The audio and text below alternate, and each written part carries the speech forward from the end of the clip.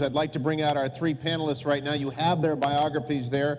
Kyle Frazier, representing the point of view that this is a very old earth and it was created by the Lord. Dr. Kent Hovind saying it is a relatively young earth, saying about 6,000 years. And Dr. Michael Shermer, if our panelists would come. This is Dr. Kent Hovind.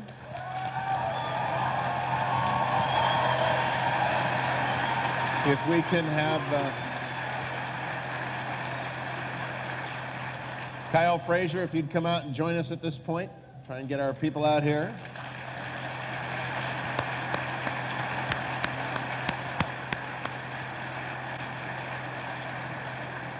An old colleague of mine from PBS days in Los Angeles, Dr. Michael Shermer. Michael, if you'll join us now as well.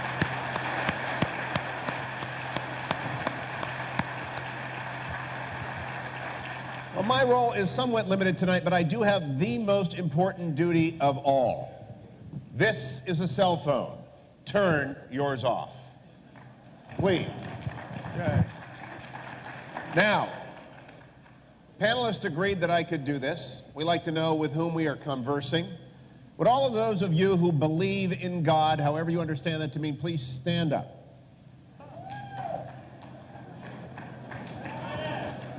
Those of you who denominate yourself as a Christian, please continue to stand. The rest, please sit. What? If you are a Christian, remain standing. If you are a Christian who believes that the earth was created in the last 10,000 years or so, please remain standing. The rest of you sit. It's a young earth crowd. Oh, my goodness. We ask only as we talk about, okay, you can all sit down now. It's not like Simon Says. I do that with the first graders that I teach on Sunday, and they always win. I would encourage you to bring to this debate that which C.S. Lewis brought to every single one of his books, an openness to experience and a wonder at the world as it is created. I am a mere Christian. Denomination doesn't matter tonight. It ought not to matter in how we consider our panelist presentations. But listen with an open mind and with a spirit to be led as our authors and experts bring us. And here are the rules, so you know what we're going to do. 15-minute beginning statements from each of our panelists, followed by 5-minute rebuttals, conversations. That takes us to an hour if you're doing the math and you're a lawyer really slow, like me. And then 2-minute round, and then we're going to take a break. So a mere hour and 10 minutes away, you'll have a chance to mumble to your neighbor about what's been said. But until then, till we get to our break, please listen with great attention. We begin with Dr. Kent Hovind. Doctor.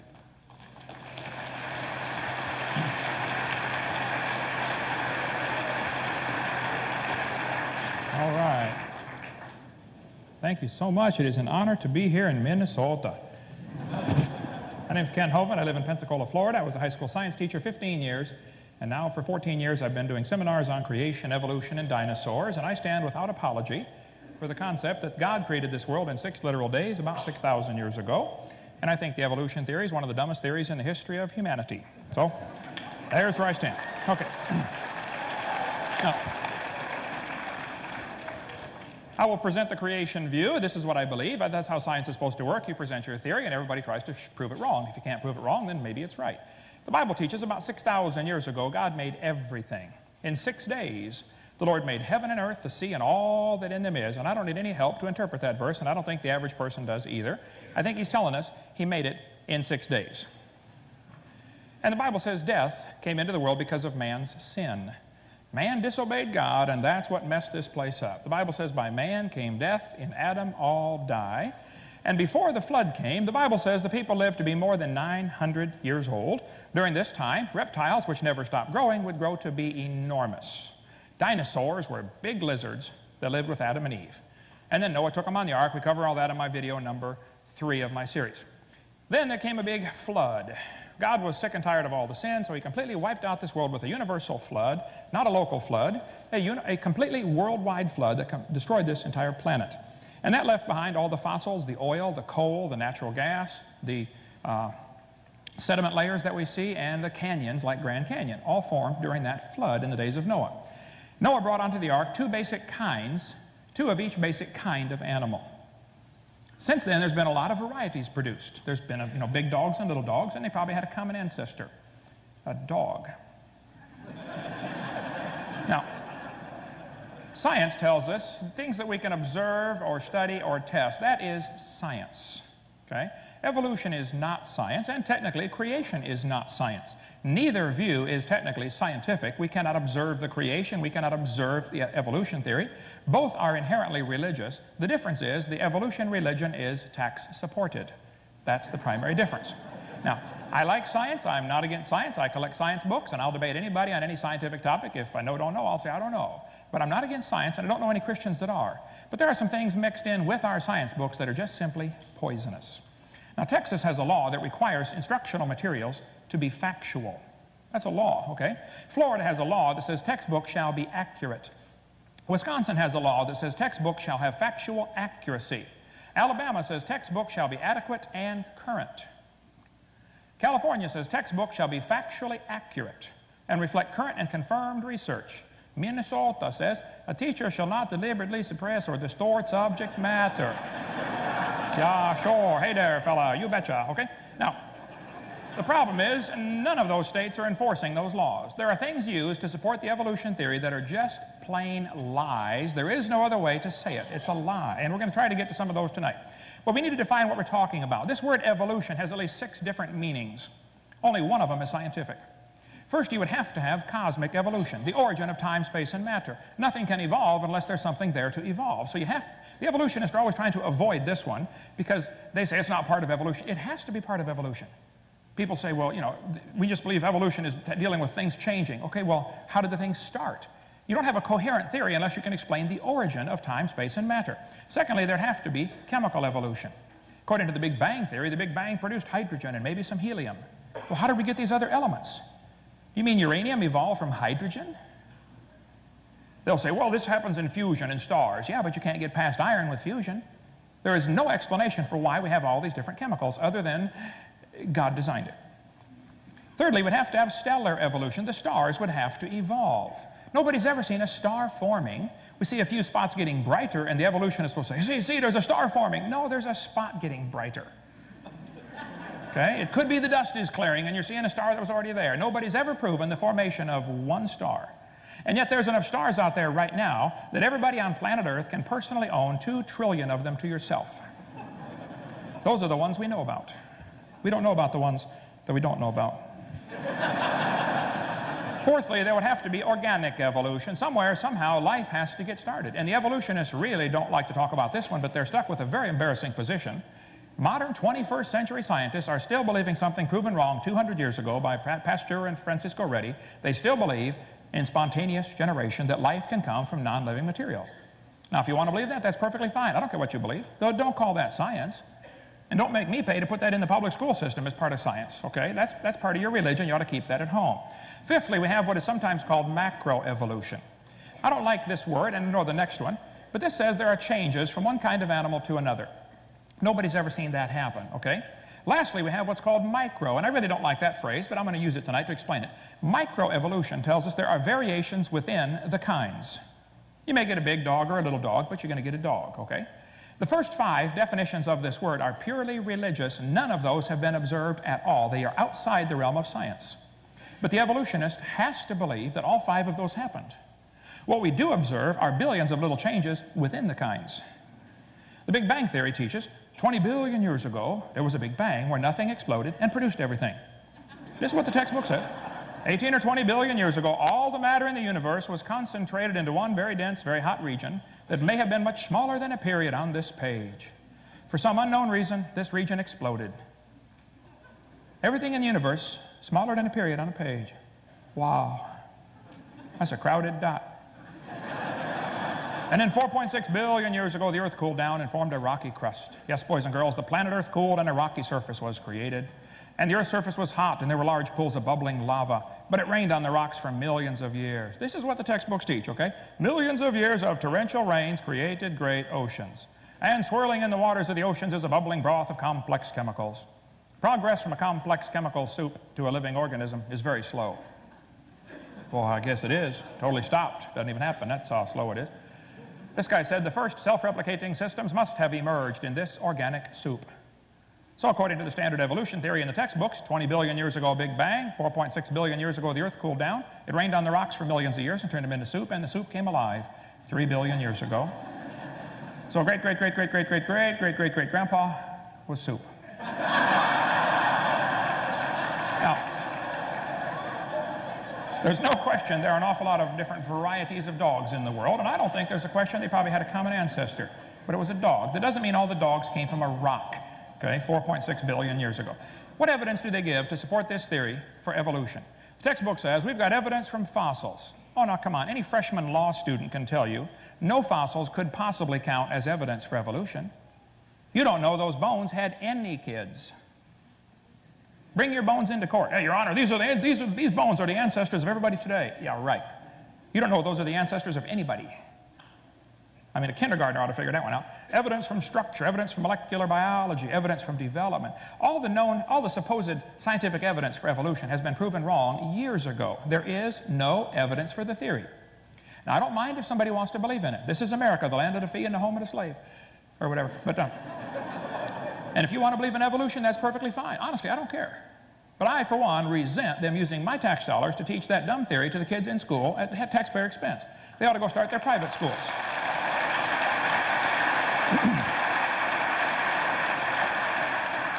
Evolution is based on two faulty assumptions. Number one, they assume that mutations will make something new and better. That has never been observed. Secondly, they will assume that natural selection makes it survive and take over the population. You see, in order for evolution to really work, if one animal evolves a little better than the rest, what must happen to the rest of them to make this work? Well, they've got to die.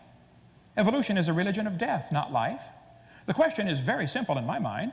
Did man bring death into the world, or did death bring man into the world? Because if evolution is true, death is the hero of the plot. Darwin understood that very well and said so on page 217 of his book. It's true that mutations happen. There's no question there. But mutations do not produce any evolution. This is a five-legged bull. That's a mutant. There's no new information. It's a scrambling of existing information. Same with the short-legged sheep. That's a mutant. But there's no new information. This two-headed turtle is a mutant. It's not ninja, but he's mutant. And he's going to freeze first winter because nobody makes a double-neck turtleneck sweater. See? Mutations are a scrambling of information that is already existing. They're not going to create a thing. This textbook shows a four-winged fly, and it says normal fruit flies have 2 wings. This mutant has 4. This rare mutation, like most mutations, is harmful. Then it says beneficial mutations are the raw material for natural selection. Well, excuse me, why don't they give an example of a beneficial mutation? Because nobody's ever seen one. They show the kids a bad one, and there's plenty of those, but they never show a good one. One professor said, I know a good mutation. People in Africa that get sickle cell anemia cannot get malaria as easily. I said, well, that's brilliant, sir. That's like saying if you cut off your legs, you can't get athlete's foot. And by the way, that's always the one they bring up, okay? That's all they've got. Textbook says evolution and natural selection go together. Oh, come on. Natural selection selects. It doesn't create anything. Creationists don't argue about natural selection. I think it happens. But it selects. It's not a creative process. This horse was artificially selected by humans down to get the smallest horse they could get. As far as they know, the smallest one in the world. Talk about useless. See, natural selection is not a creative process. It doesn't create a thing. I taught biology. I'm not against biology. Natural selection works, folks, but it doesn't create. It just selects. If you worked in a factory that made cars and you selected the good ones to go through and the bad ones to not make it out the door, how long would it take that selection process to create an airplane out of that car? It's not going to do it, okay? You may get a big dog or a little dog, but you're going to get a dog. And probably the dog, the wolf, and the coyote had a common ancestor. I wouldn't argue about that. But every 5-year-old kid knows they're the same kind. I do this all the time. I get a 5-year-old kid. Okay, kid, here we got a dog, a wolf, a coyote, and a banana. Which one is not like the others? They get it every single time, okay? See, the Bible says they bring forth after their kind, not after their species. Darwin wrote a book called The Origin of Species. Who knows? Nobody's ever given a good definition of what a species is. They say, well, a dog and a wolf are different species. Yeah, but they can still interbreed and produce puppies. So what is the good, hard, fast definition of species anyway? The Bible says it's the same kind, and that's where the argument ought to be held. Variations certainly happen, but they have limits. Farmers have been trying for years to get bigger pigs. Do you think they'll ever get a pig as big as Texas? No. My whole point is there are limits. We have roaches in Florida, big ones. Roaches eventually become resistant to pesticides, but they will never become resistant to a sledgehammer. We could spend hours on the resistance. I only got a few minutes left here, but I grew up in Illinois, corn country. There are so many kinds of corn, they have to number them. You drive down the highway and there's BX65. You know, don't mix it up with XL29. Something will explode. But I'll tell you what, folks, you can crossbreed corn from now till the cows come home, and you're always going to get corn. You never get a hamster or a whale or a tomato to grow on your corn stalk, okay? Variety of dogs. This Irish textbook calls it divergent evolution. Oh, come on. A poodle and a terrier coming from a wolf is not divergent evolution. Don't give it a fancy name. It's still a dog, okay? It's a variety of dog. And there are thousands of examples of variations that happen within the kinds, and creationists don't argue about that. Variations happen. But the point is, they're still the same kind, which is precisely what the Bible said would happen. Tomorrow is the Kentucky Derby. You know, in the last 100 years, they've gone from an average winning speed of 127 to an average winning speed of 123. Now, even in the old days, they got some good times turned in. How much money would you guess has been spent on the Kentucky Derby trying to get faster horses? Now, I don't know if they reached the absolute limit for horse speed or not, but I suspect they're getting kind of close. I mean, if you really want to win the Kentucky Derby, why don't you breed wings on your horse and fly around the track in 12 seconds? The whole point is, variations happen, but they're limited. This magazine, you can order chickens. What kind you want? Red Rocks, White Rocks, Cherry Eggers, Brown Leghorns. And then it says, jungle fowl are the original bird from which all varieties and strains of domesticated chickens are derived. Did you know all the chickens had a common ancestor? It was a chicken.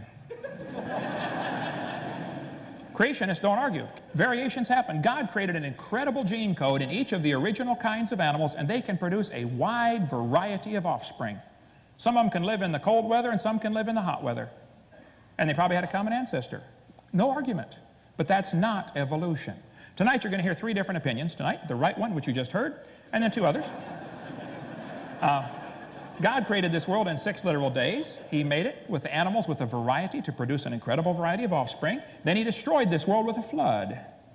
And the Bible teaches he's going to come destroy it again one of these days, pretty soon. And if you're not ready for that, you ought to get ready soon. Thank you.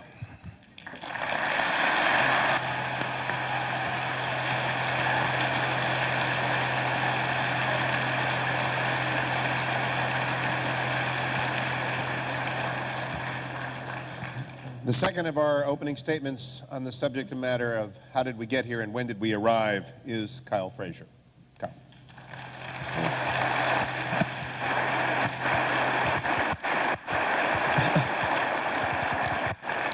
Test. Wow, what a hard act to follow, and especially seeing all of you raise your hands and realizing that we're in quite a bit of a minority here. I would just like to start out by saying a brief thank you. In particular to you for your kind attention, and I would also like to say my appreciations to Drs. Hovind and Dr. Shermer for attending here tonight. I hope you understand. After preparing for this, and this is the first such event like this for myself, I can honestly say I've never worked for anything any harder in my life and still feel totally unprepared. So you'll just have to accept that the amount of time and sacrifice that they took to be here and participate was a significant sacrifice. Second, I would also like to thank my science advisory team, Jeff McCallum, Paul Nyhus, and Walter Remine, whom you may meet at our book table in the back. I would like to start out just kind of by clarifying the purpose of debates. I don't know about you guys, but I've been to a few debates in my life, and I always kind of went there thinking, well, you know, when I get there, I'm going to find, you know, people are going to change. Somebody's going to get up there and it's going to change a lot of people's views. And the hope is that, you know, people, still with me? Why don't we turn this one off and I'll take one from the table.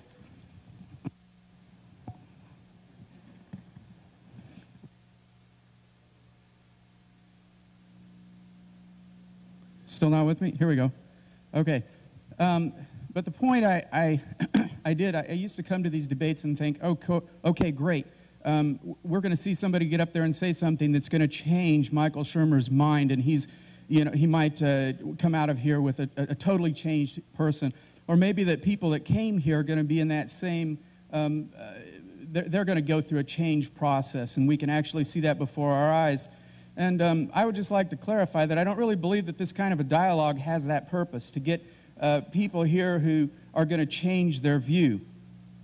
Because actually, if we're trying to get people to a point where we've got a majority, for example, that's already been accomplished, hasn't it? But the rest of you still came here for one reason.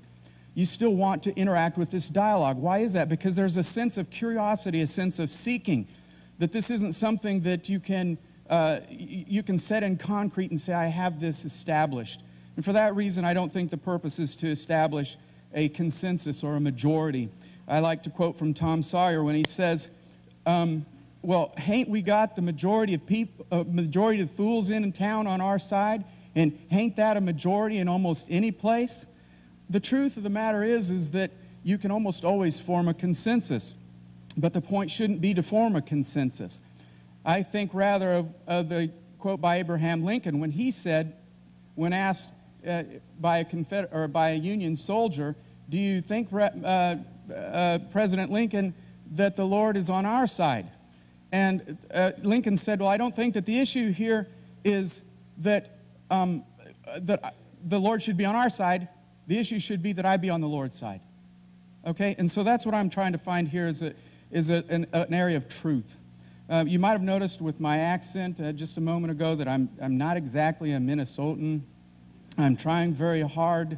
Don't you know? Yeah. You know, I can do some of those things, but no, I'm just a Kansas farm boy, basically. Now to the matter at hand.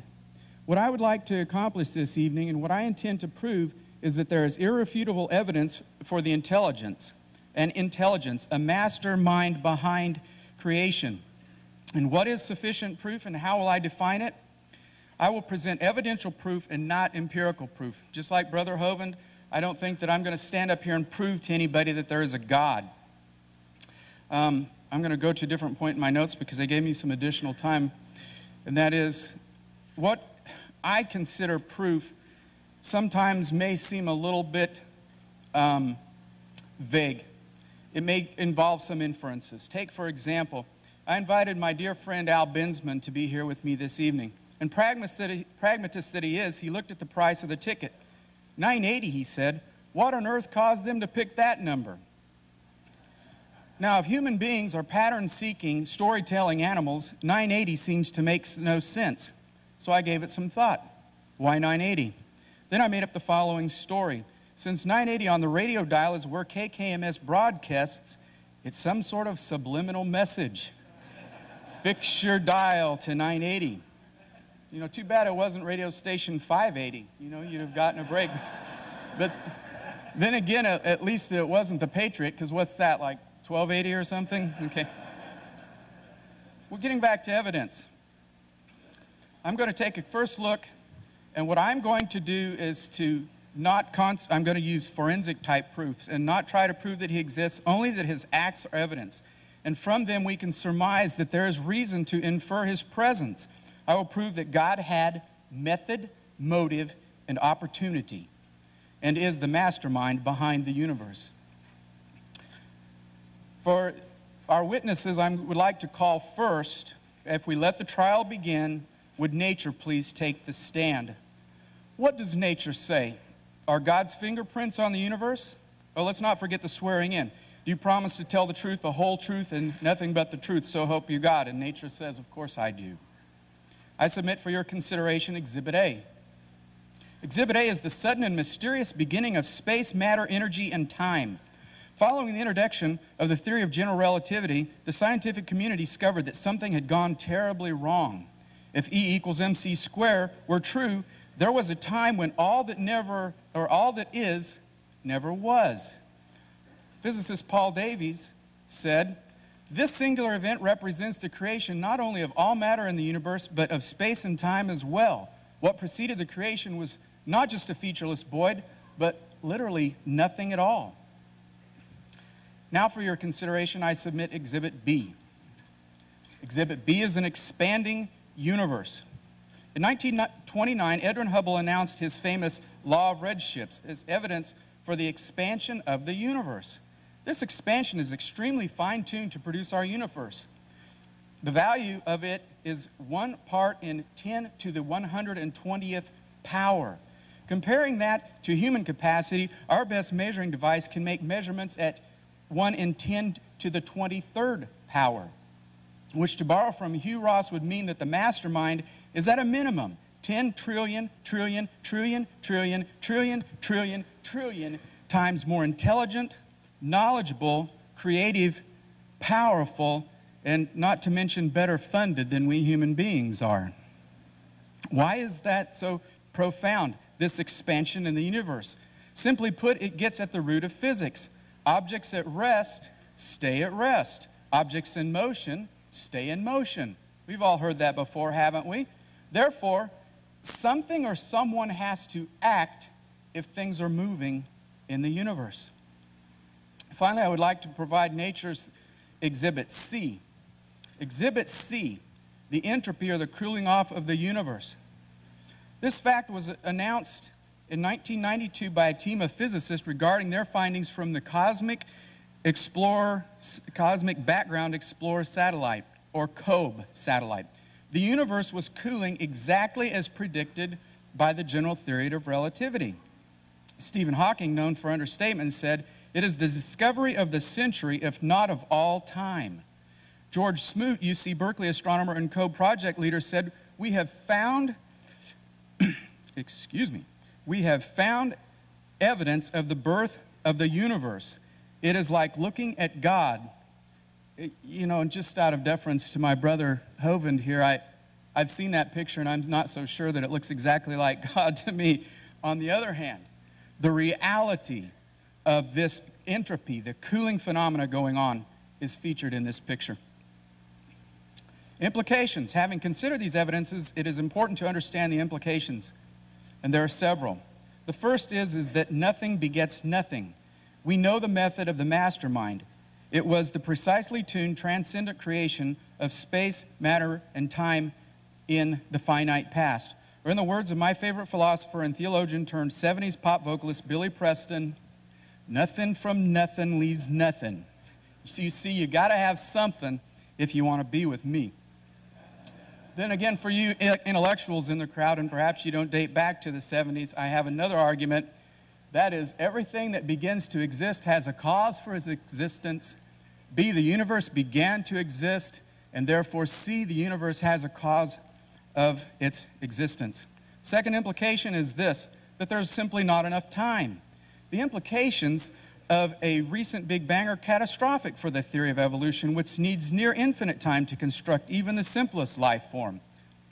If all the material in the universe were converted into the building blocks of life, amino acids, proteins, and if assembly of these blocks were attempted once a microsecond for 17 billion years, the number of opportunities to form a living entity is so small as to make it virtually impossible. You cannot construct life no matter how much time you've been given. And so my particular view may say there's 17 billion years, but there's not enough time. By the way, there needs to be a correction up there. That's 10 to the 1 with 11 zeros after it, not 10 whatever that big number is. It's still a very big number. Is there evidence of motive? I've mentioned we need to prove that. Motive is present in nature too, and that's the form of life. Over 45 parameters of the universe have been identified that must be carefully fixed in value for any kind of conceivable life, just not life as we know it, to exist at any time in the history of the universe. Commenting on a few of the parameters, British astrophysicist Fred Hoyle concluded that a super intellect has monkeyed with physics as well as with chemistry and biology. Here's an example of some of the 47. I'd like to start at the top of the list and work my way down. No, I'm just kidding. I don't have time.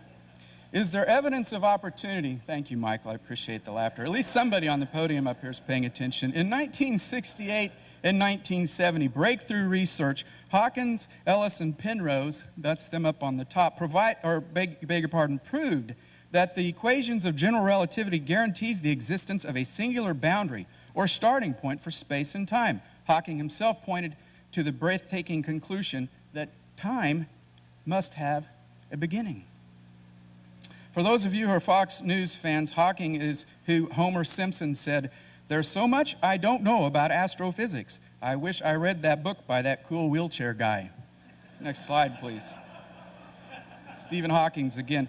Next, divine revelation, our second witness, I'm going to call a second witness to this stand because the evidence is just from one witness when we look at nature. But are there others? Yes. The next witness I would like to call is the Holy Scriptures. We will call on them first as character witnesses and then to testify. What do the Scriptures say about our first witness, the witness of nature? They say this: for since the creation of the world, God's invisible qualities, his eternal power and divine nature have been clearly seen, being understood from what has been made, so that men are without excuse. But does Scripture point to motive? Yes. Now, what do the Scriptures themselves say about the mastermind? They say the following. In Exhibit A, Hebrews 11:3, by faith we understand that the universe was formed at God's command so that what is seen was not made out of what is visible. You see, there was a transcendent beginning. Is there evidence that there was an expanding universe also? Yes, I submit Scripture Exhibit B. Scripture Exhibit B is Isaiah 42:5. This is what the Lord says: he who created the heavens and stretched them out. I picked that image so you could get a view of what it looks like to stretch out. Here's some additional discussions about the stretching out process. It's perhaps the best stated phenomena of the visible universe in the Old Testament. Finally, is there evidence of cooling or the entropy in the universe in the Scripture? Yes, I submit Scripture Exhibit C. Exhibit C is Romans 8:20 through 23.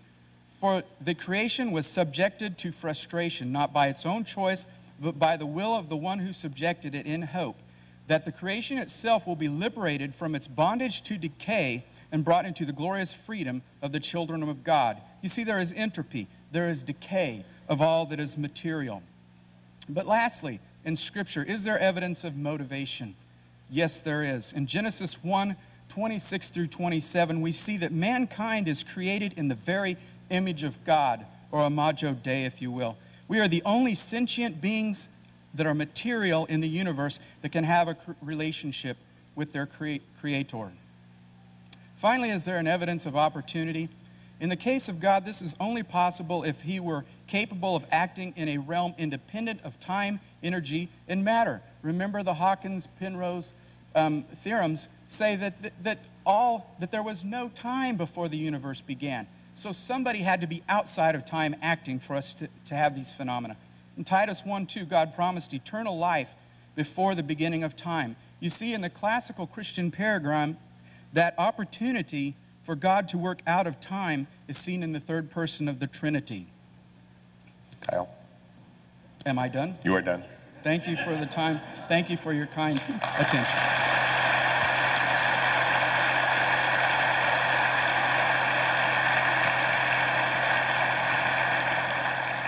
And now presenting the position that indeed there is not God behind how we got here and when we arrived, but with some dates to supply the gaps, Dr. Michael Shermer, the editor of Skeptic Magazine, which you can visit at skeptic.com. Michael.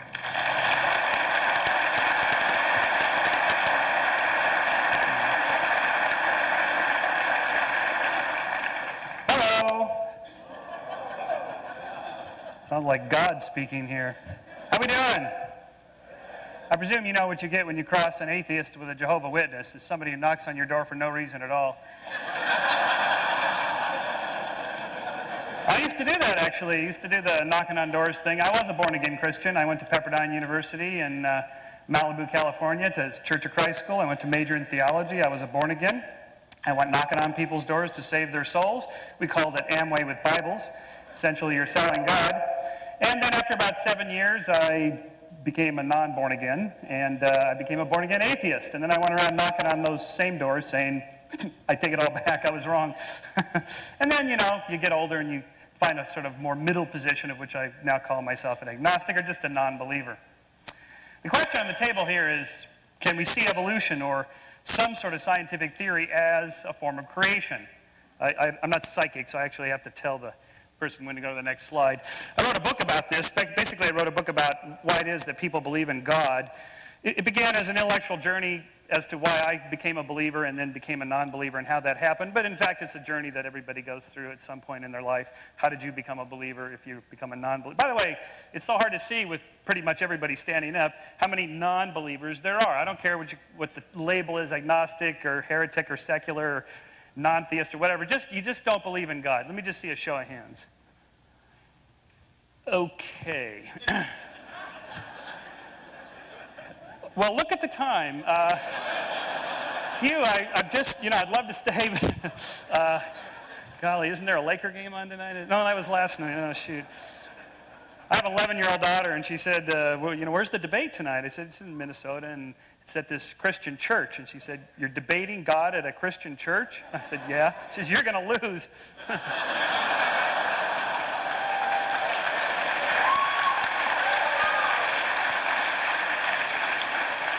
I thank you for her, I guess. So we can go to the next slide. The problem here is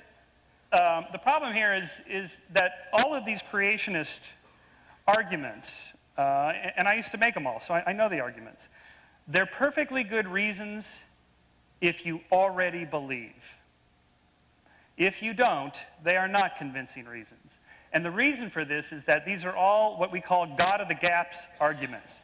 You scientists can't explain blank, X, whatever, therefore there must be a God. This is along the lines of the famous Sidney Harris cartoon. These two scientists, the one says, I think you should be more explicit here in step 2, and the step 2 there is, and then a miracle occurs.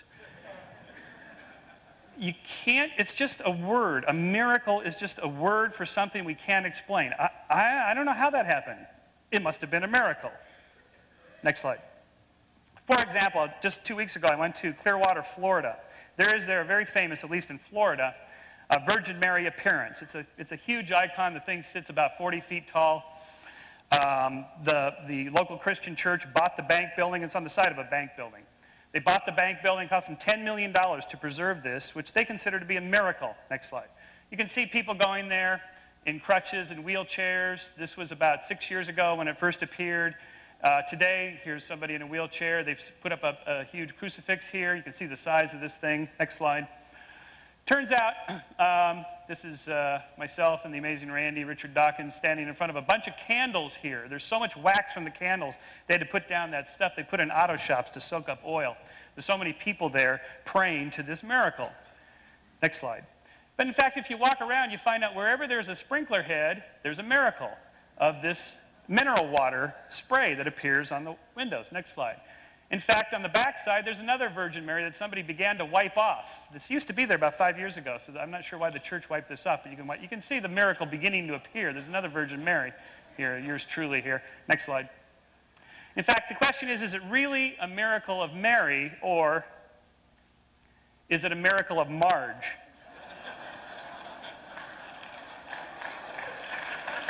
Well, thank you. I appreciate that. As Kyle said in his many thoughtful comments, we are pattern-seeking, storytelling animals. We tend to see what we're looking for. We see what we want to find. Now, I can't teach my entire course in evolutionary theory in 10 more minutes. So what I want to do is just leave you with one deep message with a couple of examples of this. And that is, even if I can't explain it, I can explain the Virgin Mary thing. It's mineral water spray. There used to be a palm tree there, and spray and left it there, and they cut the palm tree down so people could see it. Okay, no big deal. I trust you're not putting your faith and your religion based on icons like that. But what about these other things? I claim that it's the same principle. That is, Kyle brought up the fine-tune problem. That is the fact that there's all these different anthropic adjustments. The universe is structured in such a way. It's just so carefully balanced. If it wasn't this way, it's not that we wouldn't be here, but there'd be some other species, or it'd be something like from Star Trek, where you get these people with 2 eyes and gnarly things on their forehead, and they speak English with a Klingon accent, wherever they speak English with a Klingon accent in the universe. It's that nothing would exist. And so you have all these different, the electrical force between a proton and an electron, and the Planck constant times the speed of light, and Newton's gravitational constant G, and they have dozens of these. These are all real examples. These aren't just made up by an apologist, and I'm going to get up there and tell you these constants aren't real, or that the universe is not fine-tuned. It is. Next slide. Question is, why is it fine-tuned, and what are we to make of this? Well, there's several different answers, half a dozen different answers to this. But even if I can't answer it at all, or even if I'm wrong, that doesn't mean God did it. It just means it's a mystery. We don't know what it is. This is the principle I want you to take home tonight, just the one thing. For example, in the 17th century, there was what was called the plane problem. Newton identified, after his theory of gravity was published, that there is this weird phenomenon in the solar system. All the planets are in a plane. They're in the same plane of the ecliptic, it's called. They're not like this and so on. They're all in a plane except for weird Pluto, which is probably just an errant moon. So for Newton, the explanation is God did it. That's the way God set up the solar system. Nobody makes that argument today, because we now know exactly why the planets are all in a plane. It has to do with clouds of gas condensing into stars.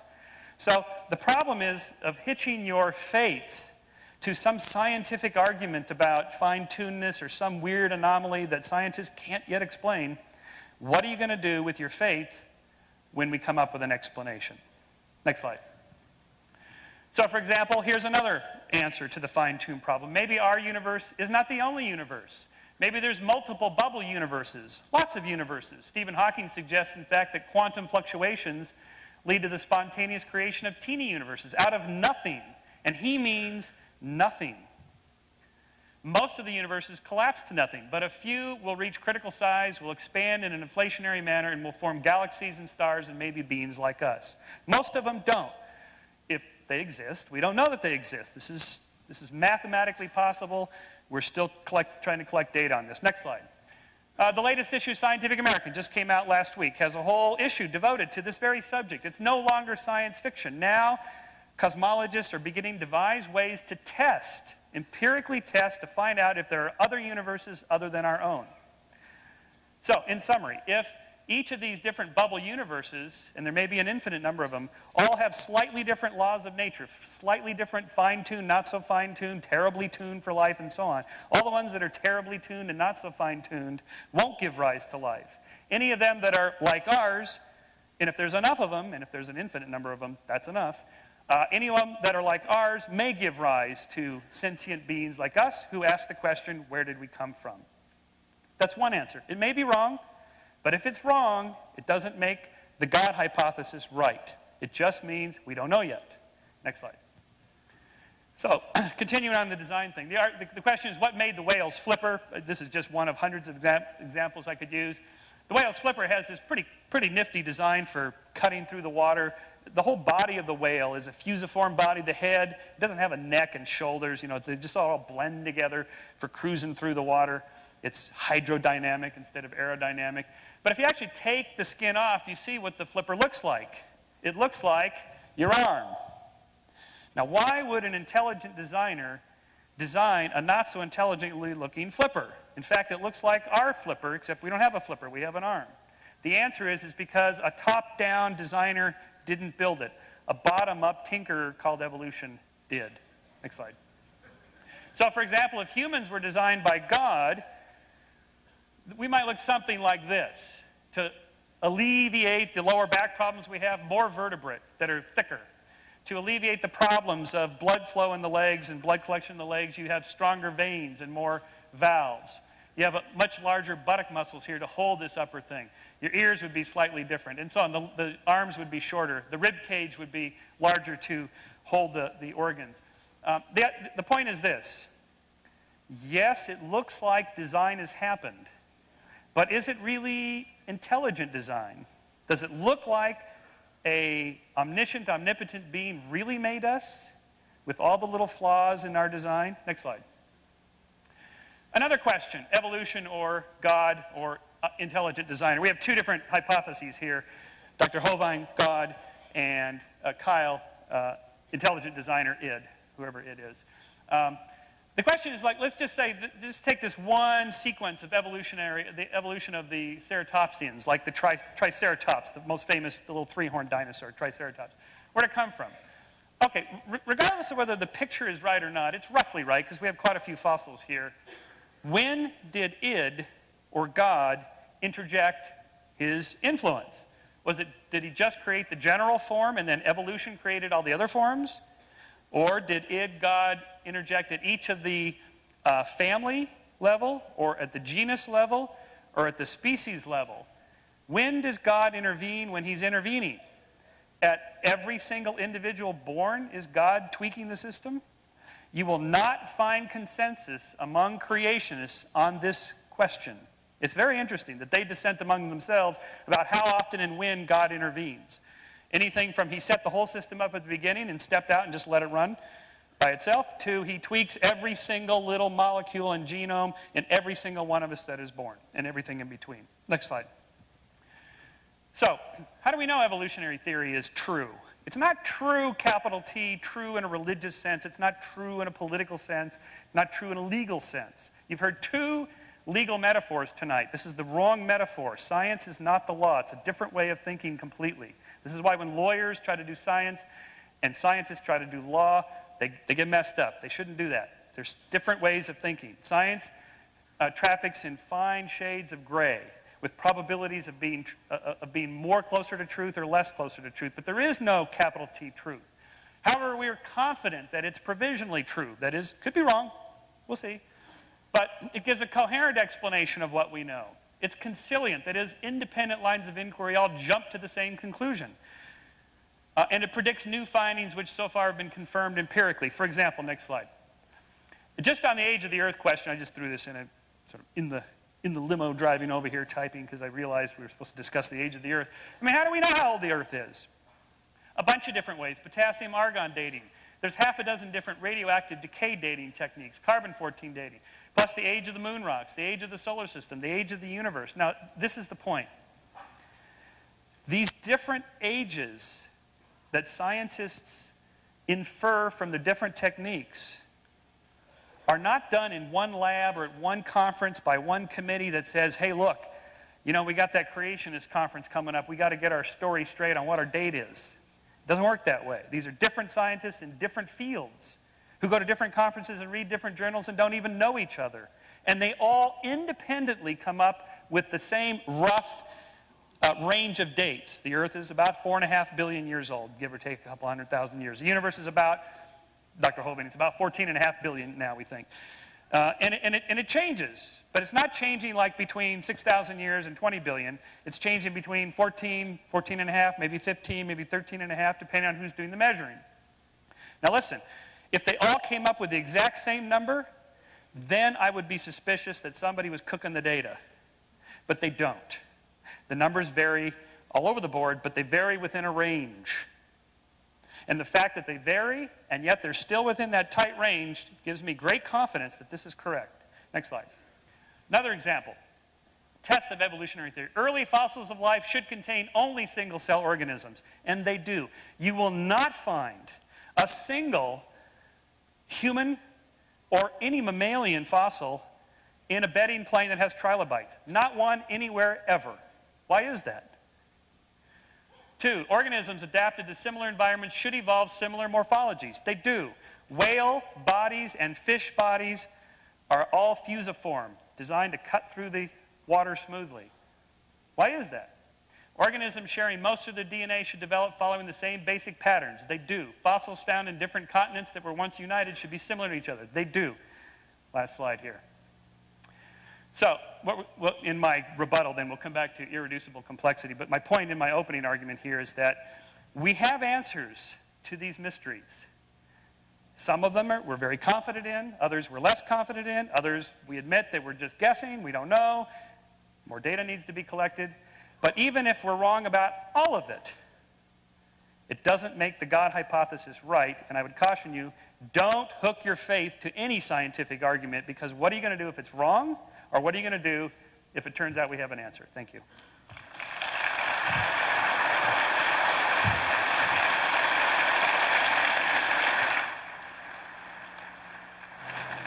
How many lawyers do we have here this evening? Would you stand up? Lawyers? I'm here. That's true. There's one or two. I love how Michael dismisses the law. Tonight when he gets caught speeding, I hope he says to the officer, you're talking about the law, I want to talk about the science of motors, and it's not going to work. In evidence class, we learn that the more powerful your argument, the shorter the amount of time you need to make it. And so now in the 5-minute round, a lot of the rhetoric goes aside and a lot of the sidebars, but the hardcore analysis of how did we get here and when did we arrive? Dr. Hovind? Is it 5-minute or 6-minute? My schedule says 6. I'm not going to get this done here. All right, let me start with Kyle Frazier's arguments. If we can get the screen black there. Reasons to believe. Reasons to believe what? Reasons to believe the Bible or reasons to believe Hugh Ross? I've always wondered about that one. Can we trust the Bible? Is the Bible literally true, or do we need some guru to tell us what it means?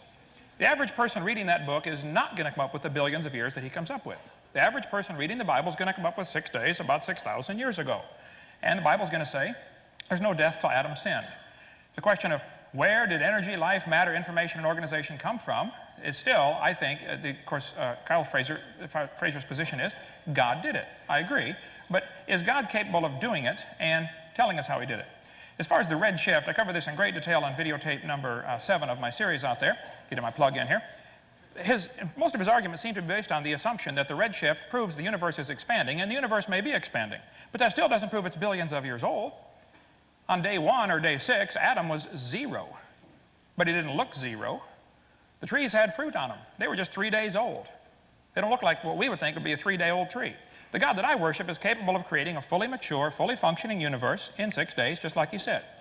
He said God is trillions and trillions and trillions of times more powerful than man. Man, to me, that's heresy. God is infinitely powerful. This is a limited God. My God's not limited, okay? Look at the background radiation as like looking at God. To me, that also would be heresy. God doesn't look like that at all. And nature is the first witness. That was interesting. And the Bible's the second witness. I like nature. I like science. I'm not against science, but folks, that's not how it's supposed to work. The God that I worship is not only capable of creating, He's capable of writing a book and telling us how He did it, and He can preserve that book for everybody today. That's the God that I worship. Now, for Michael Shermer, he said he was a born-again Church of Christ church member. I don't know if he was or wasn't. That's between him and God to judge, which he will face one day. The majority of audience here believe in God, which is because we're right in this case, all right? The God of the gaps, you know, miracles did it. You should look at the evolution theory and see how many miracles they have to pull in. You know, how did life get started?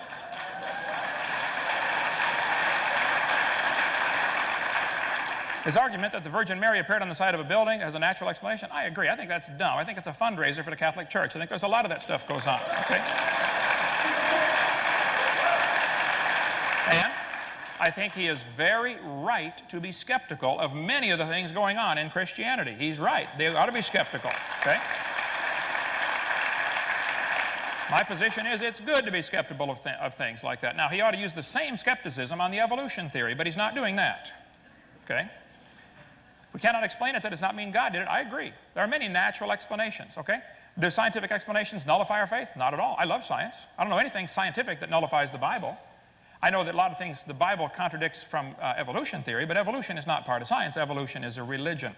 He said nearly, by the way, let me point out here, nearly all branches of science were started by creationists, because he mentioned, I forget what the point was that brought that up, but I put it in here. Okay. Francis Bacon was a creationist, Kepler, Pascal, Boyle, Newton. The list is huge of people creationists who started just about every single major branch of science today. The evolution theory has done nothing to the improvement of science. It is a useless theory, and it is counterproductive, in my opinion. So you can't claim that scientists are all evolutionists. They're not. There are thousands of scientists today who are creationists. Okay? Many major branches of science were started by creationists. Let's see, where did I leave off here? Comparative anatomy, that was interesting that he would use that one about the whale's flipper. Comparative anatomy, if I can get to that one. Oh, did I get to the right one? I'm sorry, I'm going to have to install the ocular enhancers. Hey, I'm 50 years old. I've been fighting it as long as I can, all right? It's true that the human arm and the whale's flipper and the bat's wing have some similarities. I agree. We have a radius and an ulna, so does the whale, okay? But the whale didn't name them, by the way. This textbook says these homologous structures provide evidence that these animals evolved from a common ancestor. This is baloney. Those structures provide evidence that they have a common designer. The same guy designed them all. It works great.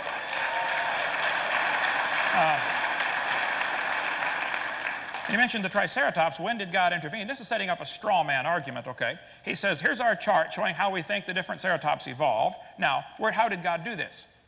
That's a straw man argument, okay? I don't know how many different kinds of creatures God originally created. That's up to him, I suppose, okay? And what he's done, he's taken the evolutionary assumption that there is some kind of order to this geologic column. And by the way, the geologic column does not exist any place on planet Earth, okay? Geologic column is one of the biggest, cruelest jokes in the history of humanity. I taught earth science for years. Geologic column does not exist. And then he mentioned carbon dating, and all these things give ages within a certain range, which proves their accuracy. Well, let's see. Living mollusk shells were carbon dated 2,300 years old. They're still alive. Science, volume 141. Freshly killed seal, carbon dated 1,300 years old. Antarctic Journal, September. Fresh shells from living snails were carbon dated 27,000 years old. Well, that's accurate. This guy said if a C14 date supports our theories, we put it in the main text. If it does not entirely contradict them, we put it in a footnote. If it's completely out of date, we just drop it. Anthropological Journal of Canada, volume 19, said no matter how useful it is, the radiocarbon method is still not capable of yielding accurate and reliable results. There are gross discrepancies. The chronology is uneven and relative. The accepted dates are actually selected dates. This whole blessed thing is nothing but 13th century alchemy. It all depends upon which funny paper you read. One part of a mammoth dated 29,000 years old. Another part of the same animal is 44,000 years old. Man, you talk about a slow birth. Dima, well, I told you I need 6 minutes, but that's okay. We got plenty more. Get video number 7 right out there. Thank you so much.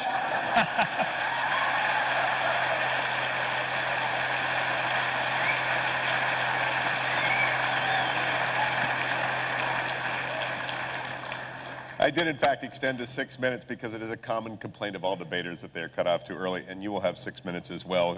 Kyle Frazier, you're up next.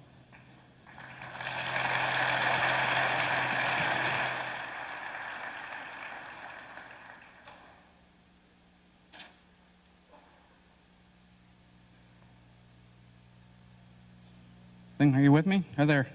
Have I mentioned yet what a hard thing this is to do? It seemed to me like I did that a minute ago. Well, here I am back again, and I'm having to put together some stray thoughts. And like Brother Hovind, I'm sure it's kind of like hitting a moving target. You know, you don't know where you're going. But what I would like to do is take a quick look at one of the comments that Brother Hovind made, and that is that his God is powerful enough to do anything. And I think we need to be careful with that type of Aquinan logic. I do agree that God has ultimate power. In other words, that he is the most powerful of any conceivable being in the universe. But we have to be careful of impugning to God the capacity to do things that he has not claimed.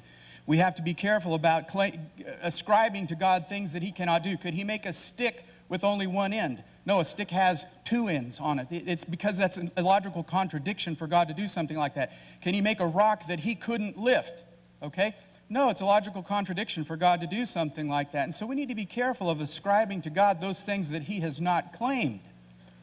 And so when I take a look at how powerful God is, and Brother Hovind says his God is powerful enough to do it in 6 days, and that my God is inept because I claim a God that did it in 17 billion years, I have to say, well then, why not 7 nanoseconds? Or why didn't he just do it instantly? Boom!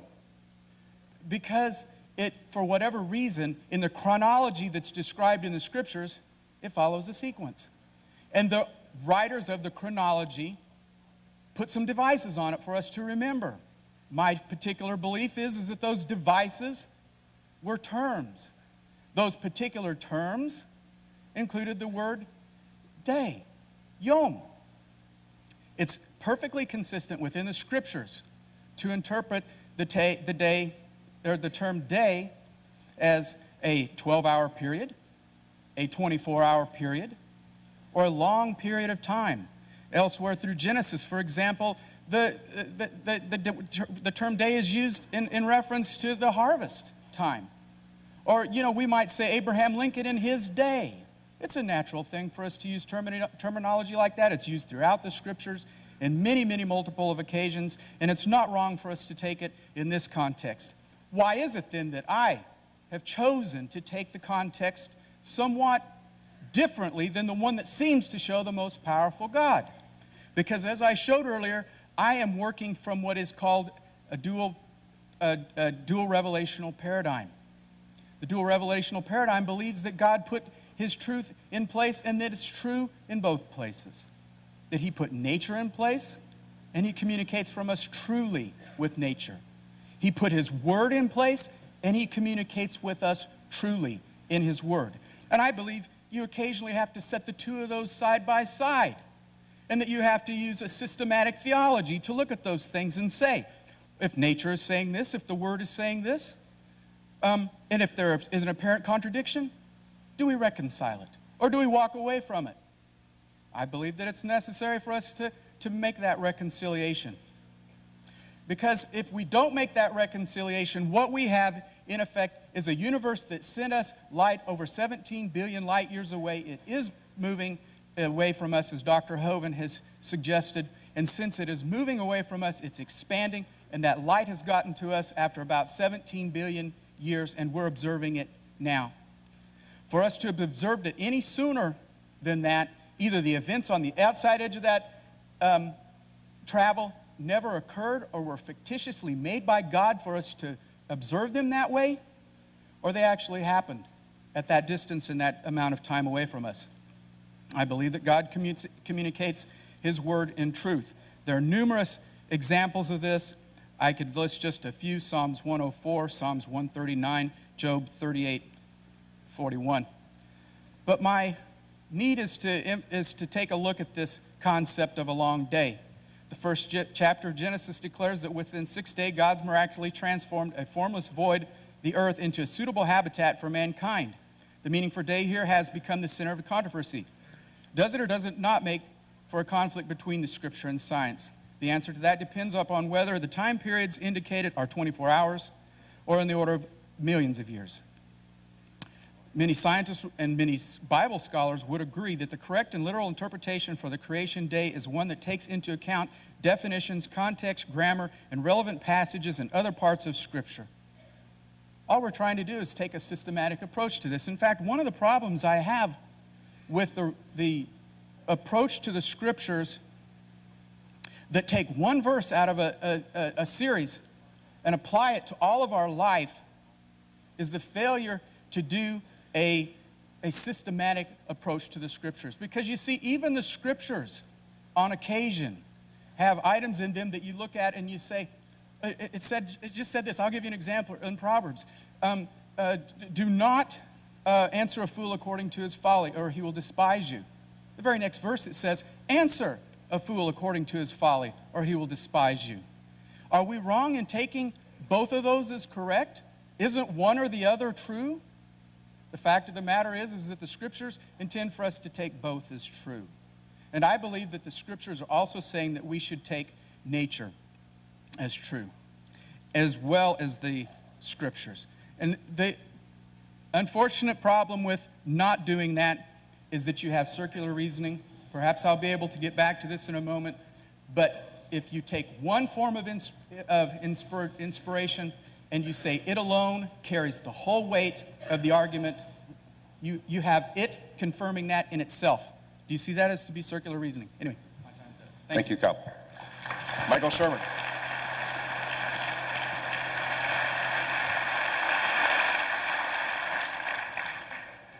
Okay, now look.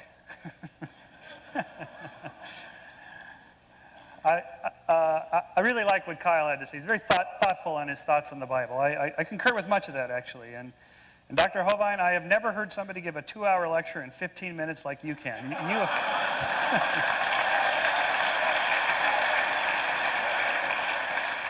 Your law students would have fun taking notes from this guy. Get that tape recorder handy. Ken says I should be skeptical of evolution. Well, I used to be. I was a total skeptic of evolution. I didn't believe it. I didn't for years, for a long time. I read all the creationist literature. I read what the creationists said was evolution, and I didn't believe it because it sure didn't make sense. Then I actually took some courses in the science of evolutionary biology, and I found out, oh, well, this is nothing what the creationists were saying that it was. This is like a science. This is a whole different thing. This isn't anything what I was told. Then I realized, okay, these are two different things. Science is different than religion. It's a whole different way of thinking. It's a different way of analyzing the world. It's just, they're really quite different fields of knowledge. And I found out I was making a huge mistake when I attempted to completely overlap them and use one to prove the other. It doesn't work that way. So I then became, as it were, a believer in evolution, although belief isn't even the right word. You don't believe in evolution. It either is or it isn't, based on the evidence. It's not an article of faith. Which brings me to the subject of, is evolution a religion? Look, if evolution's a religion, by which I presume Dr. Hovind means evolutionary theory and the science, not the process itself. If that's a religion, then everything's a religion. Human history, the study of human history is a religion. Archaeology is a religion. Paleontology is a religion. This sort of cheapens what we mean by religion. A religion is a community of believers that serves a social and moral purpose in society. Its purpose is not to test empirical hypotheses. That's what science does. And science has been really good at that. And that's why in the last 400 years, science and religion have largely separated as two spheres or magisteria of looking at the world. Not all religions require belief in a deity, but most do, and certainly evolution doesn't. Dr. Hovind put up a long laundry list of scientists who are creationists. So what? I can give up a laundry list of theologians and deeply religious people, born-agains, who believe evolution. What does this mean? It doesn't mean anything. That's not how we operate in science. We don't go based on how many big-name people believe it. That's not how science works. It's irrelevant. It doesn't matter if nobody believes evolution. It either happened or it didn't. And for the record, by the way, the last survey on this was that 40% of American scientists believe in God. So either, and virtually all of them believe in evolution. So either they're all idiots, or it's okay to believe in evolution and believe in God. It certainly appears to be, since most of them do. Okay, now the question is, I have for Dr. Hovind, or even for Kyle as well. If God did it, aren't you curious how she did it?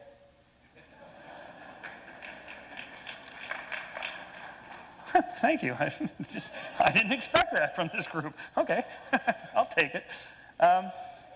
In science, we just want to answer questions about the natural world. So if God did the fine-tuning of the universe, or did this with the protons and electrons, or did this with the whale flipper, or whatever, how did God do it? Did God use genes?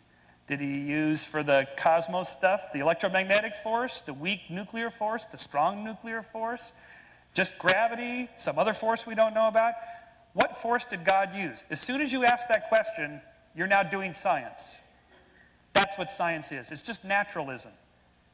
And there's only naturalism. The rest is supernaturalism. That's not science. You can do that in religion if you want, but that's not science. As soon as you step out of that, you're not doing science anymore. The geological column, by the way, is quite real. In fact, it was laid down and discovered and described by creationists long before the century before Darwin.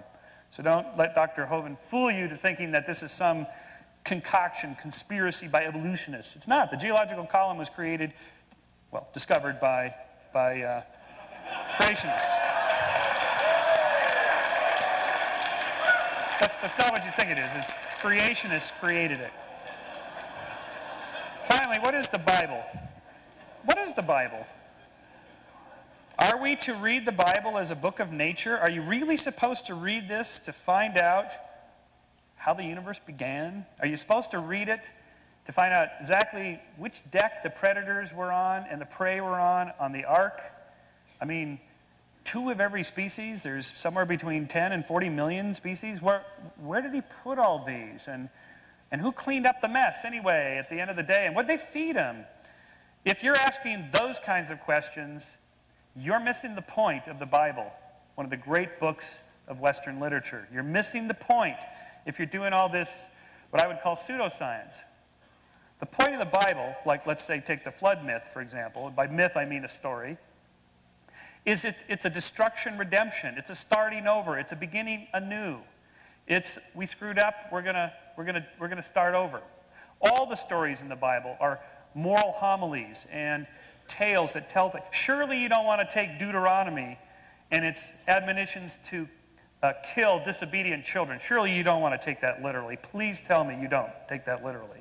Or that adulterous women should be killed. Please tell me you don't take that literally. And if you don't, then you don't take the Bible literally. Al, thank you.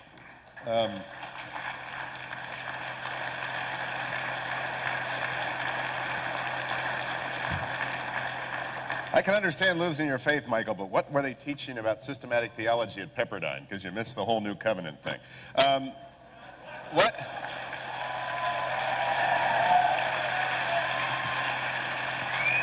I have a question now. No. Moderator gets to break in here. What we're going to do is I'm going to give a question to each member of the panel. We're going to take a break. We're going to come back and allow you to recalibrate. But I didn't come all the way across from California not to ask questions. Michael, what did you say were the percentage of scientists who are believers in God? Did you say 70%? 40%. 40? 40.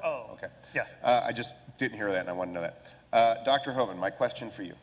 What did Jesus say about this subject in the Gospels? Jesus said in Matthew 19:4 and in Mark 10:6 that the creation of Adam was the beginning. I believe that is literally true and scientifically accurate. And the implication for this conversation? These two guys are wrong. I'm right. But I scored Michael on his systematic theology, and again, I'll wager there are some here that would like a little expansion on that, because it does seem to me to be quick and not persuasive of someone who might be doubting your point of view. Of which part? What Jesus has to say about this. Adam, say it again, Doctor. Matthew 19:4, Mark 10:6, both are very clear. Jesus was talking about marriage and divorce, but he said, have you not read that he which made them in the beginning, at the beginning, made them male and female? The Bible says very clearly there was no death until Adam sinned. To claim there was death before sin, you now have an I was just asking about Jesus. So your proof text from Jesus I'm telling you. Yeah. is that. Kyle, what does Jesus say about this debate? I'd have to, hello? Testing. I'd have to be honest to say that I never really considered that passage in the context, and I'm really big on putting passages in the context. So rather than just drawing it out, I would have to say that I see the creation of man as the finish of the sixth creation. Just the lawyer and me just saying, just a question. Jesus is quiet on this subject? Jesus, the creation epic was completed with the time out. Just quiet on. He didn't say when it was. He had a text. Are there any? I'm not trying to trick you. I'm just wondering. I thought you wanted me to comment on his text. No. Just is there a phrase in the New Testament? Is there a question and answer? Is there a conversation with the Pharisees on this subject matter? None that I'm aware of. So now my question to three of you, with 40% of your colleagues, Michael, knowing something you don't know, and one verse from Matthew and no verses from there. Why does this debate matter to you three so much that you give so much time to it? And I'm very sincere about this because I don't spend any time on this at all as a believer. Dr. Kent. Okay. Well, you should see what Jesus said about lawyers. Yeah, I did.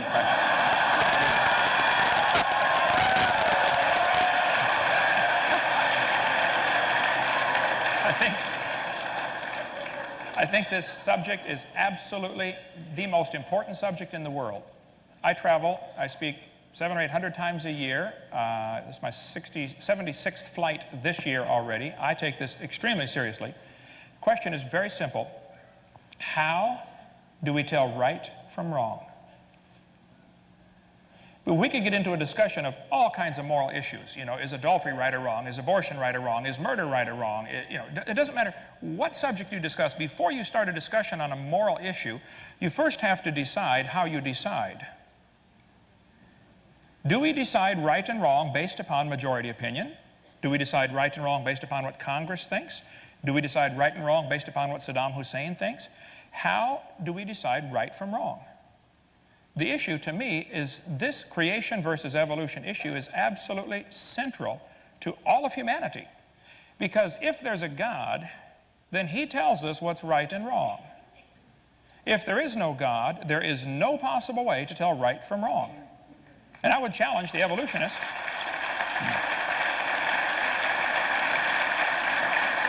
So I've asked this question to hundreds of evolutionists, and I'll ask it again tonight. If evolution is true, how do we tell right from wrong? Very simple. In case, hello, you with me? Okay. In case I haven't mentioned yet, I do not believe in evolution. I'm just a person who believes that God's creation timeline took longer than 6 literal days. This issue is important to me because there are people like Michael Shermer. There's a world out there who are struggling. Yeah, I don't want to typify you. I don't doubt that I don't want to typify him as a struggling person, but I just want to say that there are people out there who are looking for an answer. I might as well mention that I also started out, first of all, I started out like Michael Shermer, an evolutionist. I then became a theistic evolution because I thought, well, the Genesis 1 record really seems to corroborate with the evolutionary evidence. I worked my way up to Brother Hovind's view, where I followed Dr. Gish and others like him, Dr. Morris, and believed very strongly in what they had to say because it corroborated with the Bible. But it wasn't until I came to this point where I realized that God can do something in a longer period of time if He wants to, and it could correspond to what the revelation in nature shows me has happened, that I believe that both of my belief in God and my understanding of science became real to me. And that has to happen, because if you throw out one half of it and say, well, nature just lied to us. Everybody seems to think that it's 17 billion years, but it's really not. We know the Bible is true. I know the Bible is true. I know that nature said something reliable too. It says in Psalm 19, the heavens declare the glory of God. The skies proclaim the work of His hands. Day after day they pour forth speech. Night after night they display knowledge. There is no speech or language where their voice is not heard. Their voice goes out into all the earth. Their words to the end of the world. It transcends language. It sits out there. You go out tonight, when you leave here, if you wonder if God can communicate, and you look up at the skies and you watch what He's stretched out before you, it's from God. Michael?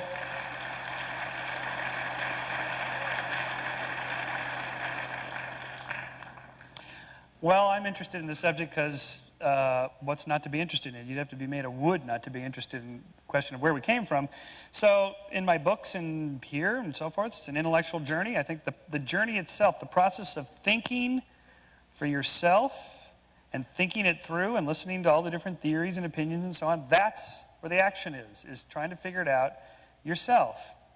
And I guess my take-home message is, you know, it's okay not to believe if you don't, or if you have some doubts or whatever. It's not going to kill you. It won't. It's okay. You can always reconvert tomorrow, just in case. I figure, you know, since I really did believe, and I really did, I was very serious about this, you know, I figure I'm in there just in case I'm wrong now. Maybe it's sort of a way station somewhere. There's different versions of this. I ask believers if I'm in there, just in case. I do think that there's something... I think deep within us that wants to know, for whatever reason, we have a big enough cortex to think about these huge questions and try to answer them. So for me, I do want to answer the question, where did morals come from if there is no God? And how can you be good without God? Which is the subject of my next book called Why We Are Moral. And what could be more interesting than that? This is a hard scientific question to answer, and I'm working on it. Don't worry, you're not a lawyer. It is 8:20. We will return here at 8:40 for part 2. During the break, I was approached by one of you. What denomination do you belong to and why? I said, I am a Presbyterian for many reasons, but it is primarily the church in which I'm least likely to be hugged. Please keep that in mind after the break. I was also, my dear friend Judge Anderson is here from your Court of Appeals. And he stood up, he's the only other lawyer here, and he averred as how perhaps you had sprayed for lawyers tonight, and we're feeling very alone. Where are the rest of our panelists? If we can have Dr. Hovind and Dr. Shermer come back out. Or maybe not. Kyle, you get all 30 minutes. Now, here's what we're going to do. We're going to assign 10 minutes. We discussed this, an iterative process, big word meaning we're just making it up as we go along. And 10 minutes to each to hit the central points of their presentation. And then I'll do my Oprah. If you have a question, and I emphasize, a question involves an inquiry, not a statement, not a speech. We'll do 3 questions at a time and allow the panel to choose the one that most interests them. So it's kind of, what's that show where you get thrown out when you're very boring and uninteresting? If your question doesn't make it, don't blame me. Michael Shermer, you're going to go first, 10 minutes. You missed the huddle up back there, so. Are you ready, Doctor? Go ahead.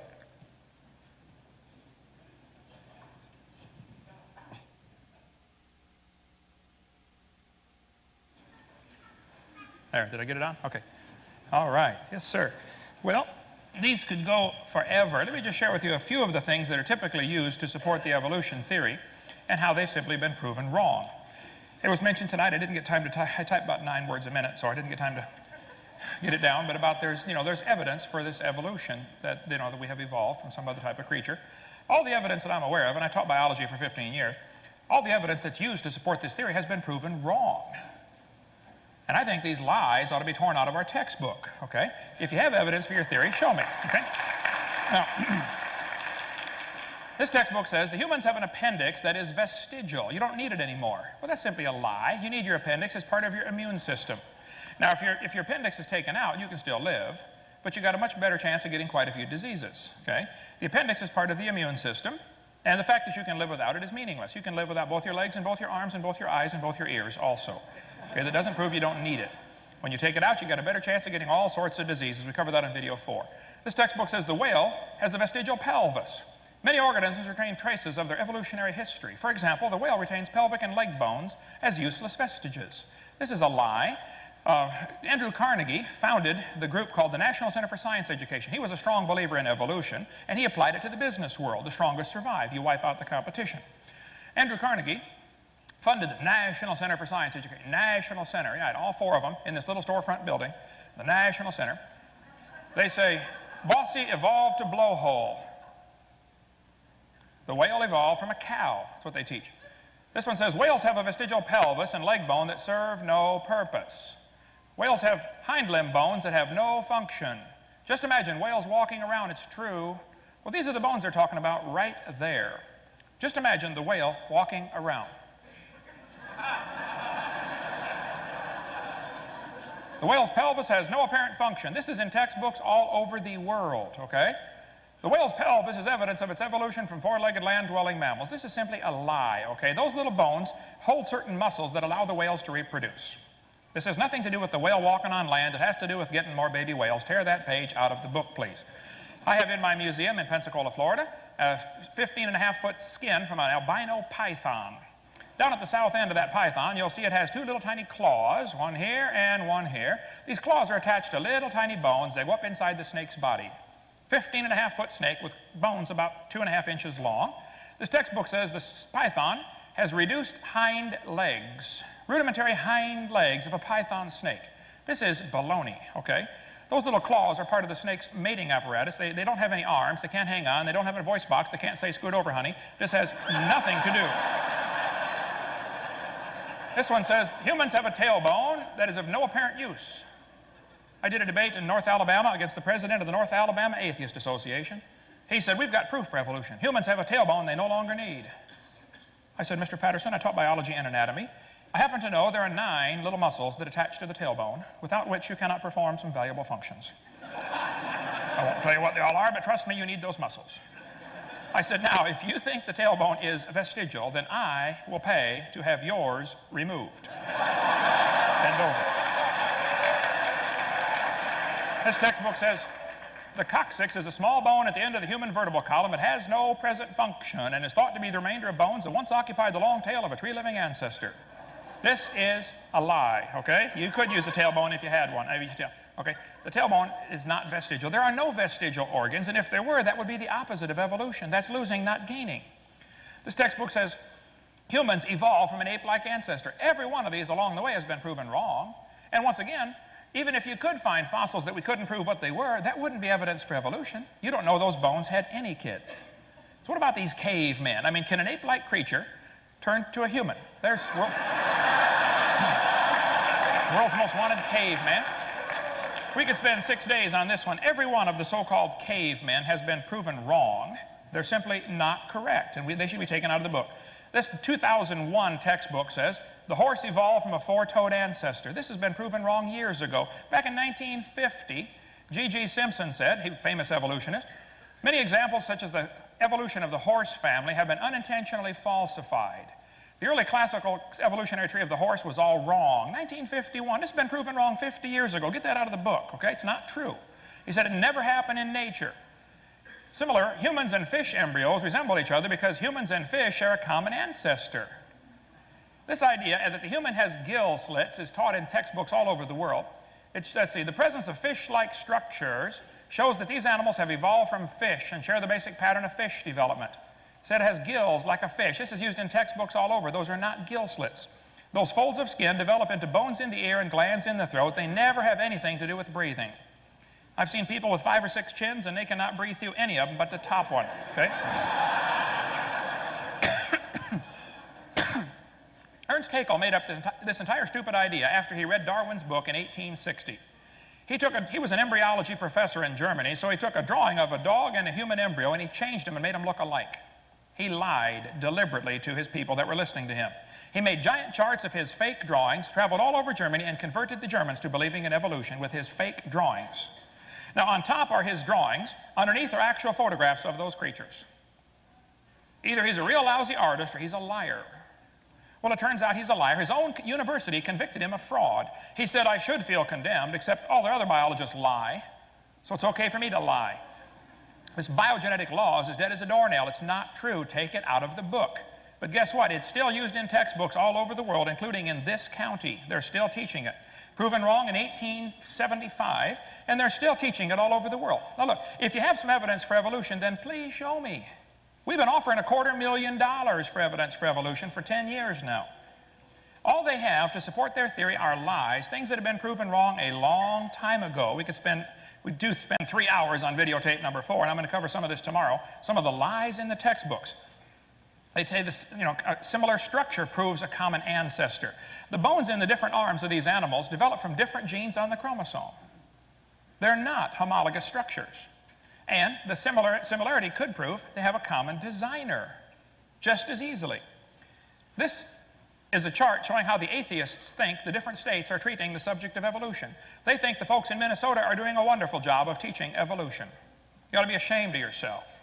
You ought to get red like Florida. We're doing a lousy job. Yay, Florida.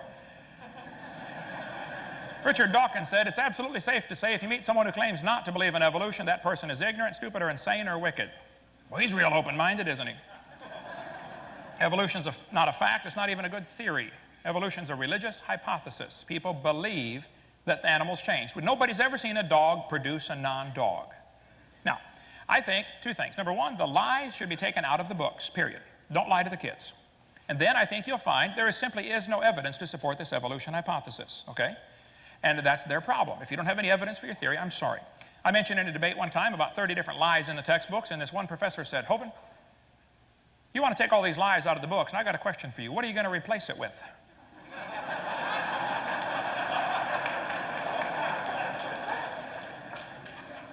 I was speaking at the University of West Florida, my hometown, just about a year ago. One professor got up in the audience during Q&A time, and he said, Hovind, you mentioned tonight we should tear the pages out of the book. He said, I don't think we should deface textbooks. I said, well, sir, suppose you were teaching math, and you came across a book that said 2 + 2 is 5. What would you do? He said, I would tell my students to mark out the wrong answer and write in the right answer.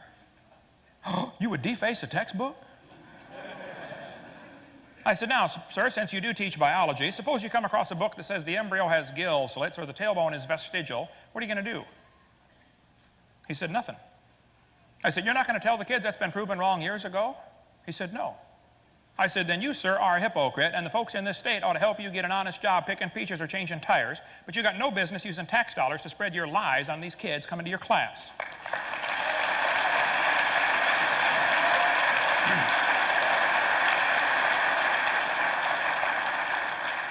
Thomas Huxley was called Darwin's bulldog. He really promoted Darwin.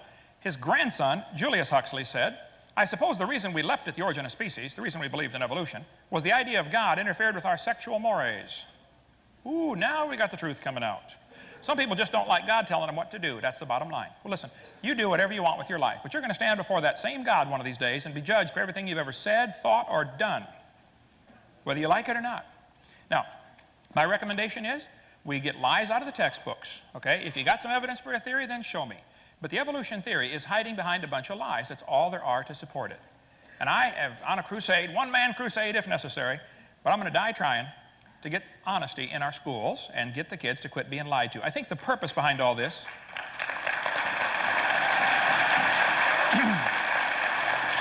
I think that there's really a spiritual battle at a much higher plane. This is not a science battle. There's no scientific evidence for evolution, and there's no scientific evidence against the Bible. This is a spiritual battle. You ought to get involved. Thank you.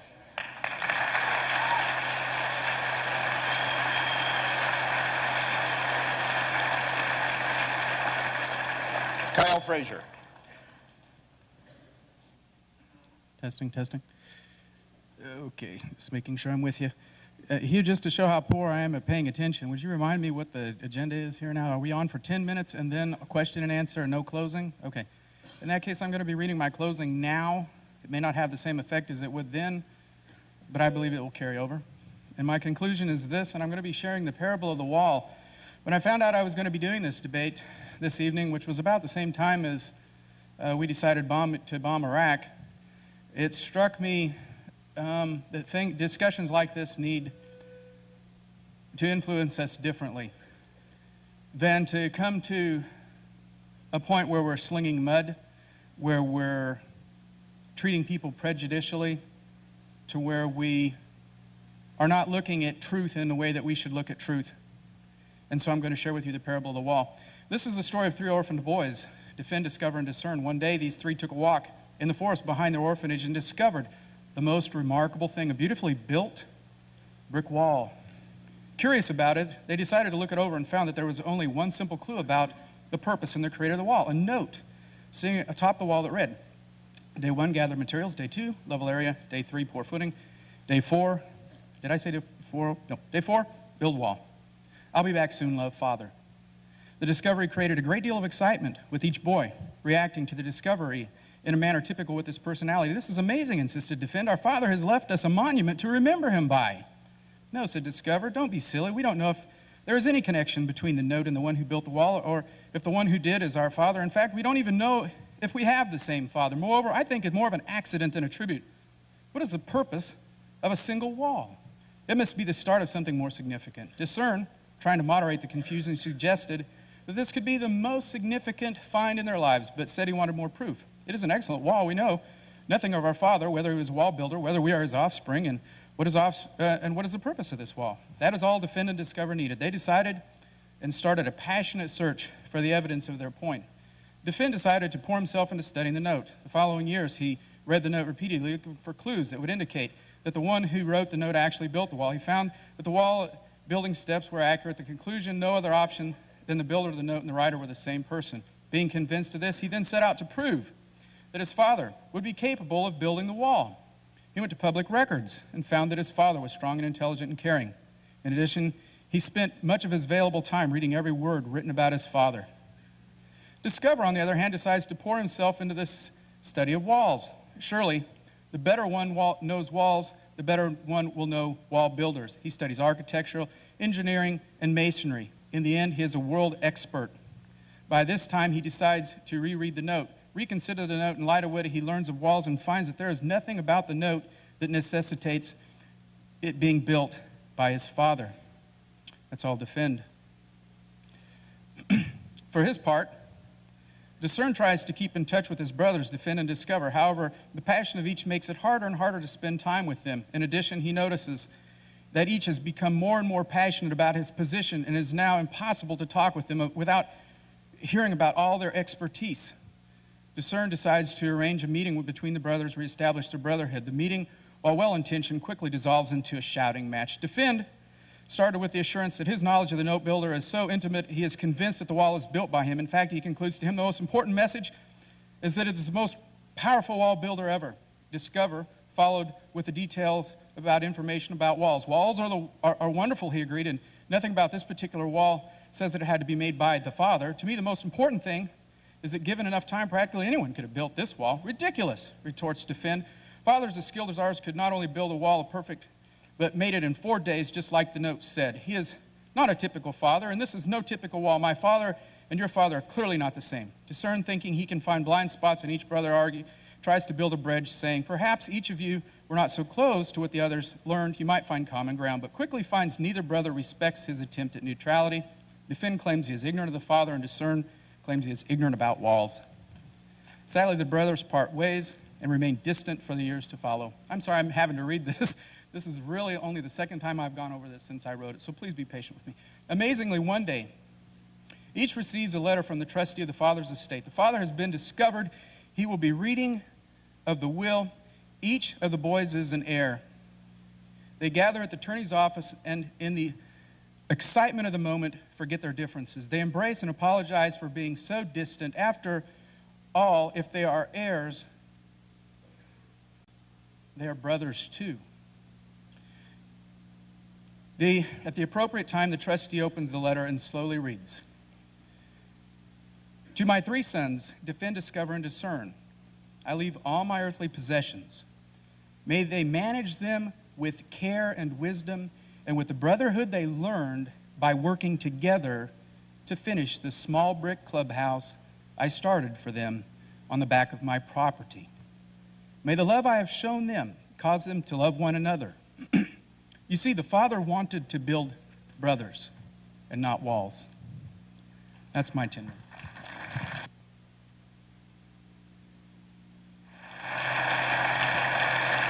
Thank you, Kyle. Michael, 10 minutes is what we agreed when you were out front. 10 minutes.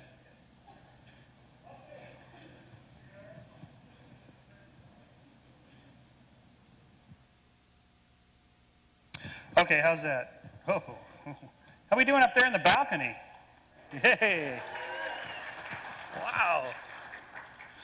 All right, I want to do 2 things in my 10 minutes, 5 each. Addressing some of the claims by Dr. Hovind that scientists are liars and they knowingly lie to students and perpetrate lies in textbooks. Have I characterized that correctly? So the question is this true? Is this actually true? Are some scientists liars and they perpetrate lies, knowingly lying to people? Is this really true? The answer is no, it's not. Mistakes are made, as all humans do. You're the ones that talk about sin and so forth. Mistakes are perpetrated quite by accident, and usually, in fact, all of the examples that Dr. Hovind gave, and that's only a handful. There's lots more mistakes that get published in textbooks. All of them, without exception, I haven't found one, was discovered by other scientists, not by creationists. The scientists themselves nail each other on these things. That's one of the beautiful self-correcting natures of science. In terms of like Haeckel's famous embryological drawings, he was nailed in his own time for this. Then how did it end up in textbooks? You will never find any of the examples that Dr. Hovind gave in scientific papers or monographs or professional books by scientists for other professionals. Then how is it these things survive in textbooks? The problem is not of science. The problem is textbook publishing. And the problem is not just science, it's in all the sciences. It's in history books. It's in all textbooks. The reason is because, well, this is a whole other issue, but it has nothing to do with science. It has to do with textbook publishers and just sort of not checking their facts, or they hire fact checkers that are not qualified to do this. It's a serious problem, but it's an educational problem, not a scientific one. When the errors are discovered, they are taken out. You won't find Haeckel's drawings anywhere in modern textbooks published in the last few years. You won't find it anymore, along with any of the other errors he brought up. And in any case, the point is that this is what scientists do. And frankly, I resent the use of the word liar. I think it's a low blow. I think it's a rhetorical, sneaky trick on the part of a propagandist not a man interested in science and truth. The second half, I'll turn on the PowerPoint here. I just want to make a few words, say a few words about religion and just plant this little seed. Because we're being told by Dr. Hovind in particular that the Christian story in particular is absolutely true in its veracity and has scientific evidence to support it. I believe that. One of the things that led me away from belief in that was the realization that these stories are not original to Christian stories or to the Bible. For example, in the 1st century AD, living in Asia Minor, there was a man named Apollonius of Tyana. His followers claimed he was the Son of God, that he was able to walk through closed doors, heal the sick, cast out demons, and raise a dead girl back to life. He was accused of witchcraft, sent to Rome before the count, was jailed but escaped. After he died, his followers claimed he appeared to them and then ascended to heaven. This is a classic story. It's the Osiris story. It's the destruction, redemption, flood myth that I told you about. It's the starting over, this 3 days and coming back. This is found in lots of cultures. It's not original to the Christian story. Next slide. You see, in fact, the evidence that God and religion, if I'm going to say something positive, then where does the concept of God come from?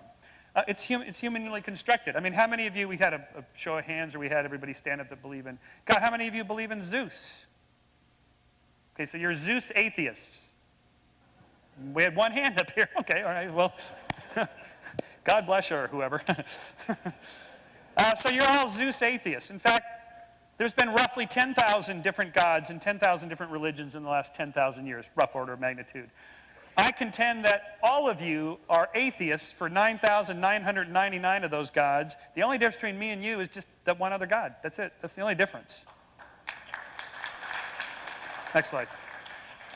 So, for example, there's lots of creation myths. There's lots of them. Which of these, Dr. Hovind, should we teach in public schools or in any schools? The no creation story from India, the slain monster creation story from Sumeria, Babylonia, the primordial parents creation stories from the Zuni Indians, the cosmic egg creation story from Japan. The world was created from an egg, from primordial parents, from a slain monster. The spoken edict creation story from the Mayans, Egyptians, and Hebrews. The world sprang into being at the command of a god. This one's yours. The sea creation stories.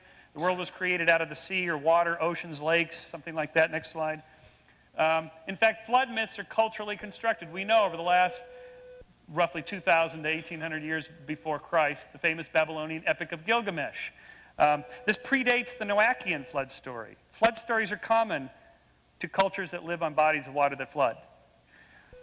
Now, does this make your flood story false? My contention is that to ask whether the flood actually happened or not is to miss the point of the story. You miss the point. All these stories, the point isn't whether they're true or not. The point is, what's the message behind it? So I would suggest you read the Bible in a different way. What are these stories trying to tell us? Really geological scientific knowledge? Really? Is that what they're trying to tell us? Or might there be something a little deeper in the message? Let's go to the next slide. There is evidence, in fact, that from brain research that you can stimulate certain parts of the brain. People hear the voice of God. They see God. They hear angels. They talk to angels. You can stimulate different parts of the body. They have out-of-body experiences, near-death experiences. So the belief in God, the construction of religion, is social, cultural, psychological, and so forth. This doesn't mean it's absolutely not true. Maybe there's people that do this research that are believers claim that this is God's way of communicating with us. Okay, maybe. But let's not just be simplistic and say it's black and white, these people are liars, and we're right. The real story is more subtle, more sophisticated, and more complex than that. And I would ask you to think for yourself, do a little reading, do a little expansion of your thinking along these lines, and see what else is out there. Thank you.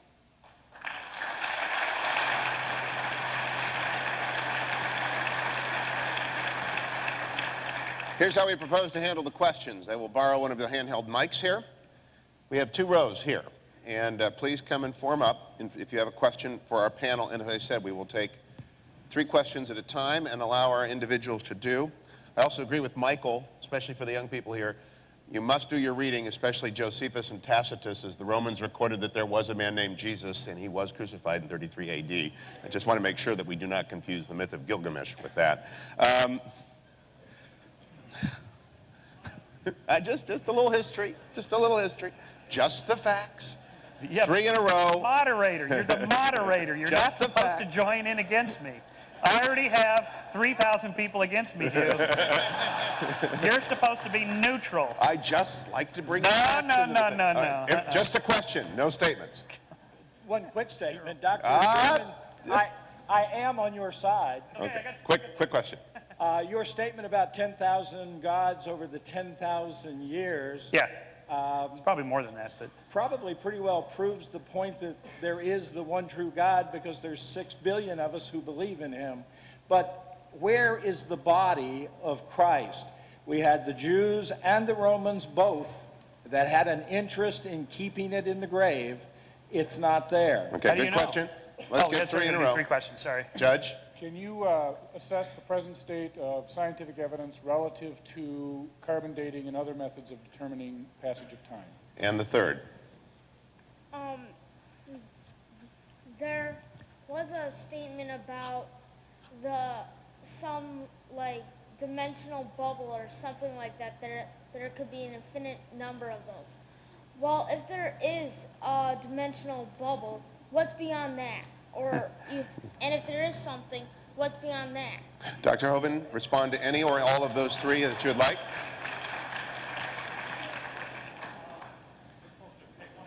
Whatever you'd like. Okay, did I get my mic on? Okay. The body of Christ, of course, you're very right, had many people had an interest in making sure that was never seen. They actually sealed the tomb and put a guard there. I think that it's very evident that Jesus did rise from the dead. There were well over 500 witnesses. If you look at the change in the disciples, when they're standing at the foot of the cross, they're scared stiff, they're running and hiding, they're scared they're going to lose their life. A couple of days later, these are the bravest men in the world. There was an incredible change in their life. If you look at the historical evidence, you'll say, man, Christ rose from the dead. I think you'd find many millions of people today, including probably a few thousand in this room, who will testify that the same Jesus Christ has changed their life. Kyle? Kyle? Your response to any of those inquiries? Are you with me? Okay. I think I would take a stab at the bubbles universe, the multiple universe, the contingency of that. And the real problem with that what you find is that when I put up my argument that the universe came into being, even if it was 17 billion years ago, that leaves too little time to evolve life on the Earth. And so a lot of scientists then are appealing to other, what they call science, but quite candidly, you'll have to admit they're no more credible than a blind leap of faith in God. If you do throw out a model that says we need multiple universes in order to create life, because any one universe needs to be so finely tuned as to pop into being so that life can be here in a very short period of time on whatever scale you use. It won't happen unless you appeal to multiple universes. But then you have what's called the gambler's fallacy, and that is that if a gambler was sitting in a room and watching a man toss a coin and he tossed it 10,000 times and it always came up heads, you have to ask the gambler, is he going to take a bid on the next toss that it's going to come up tails? And the gambler may say, well, yes, I will. And then you'll say, what are you basing that upon?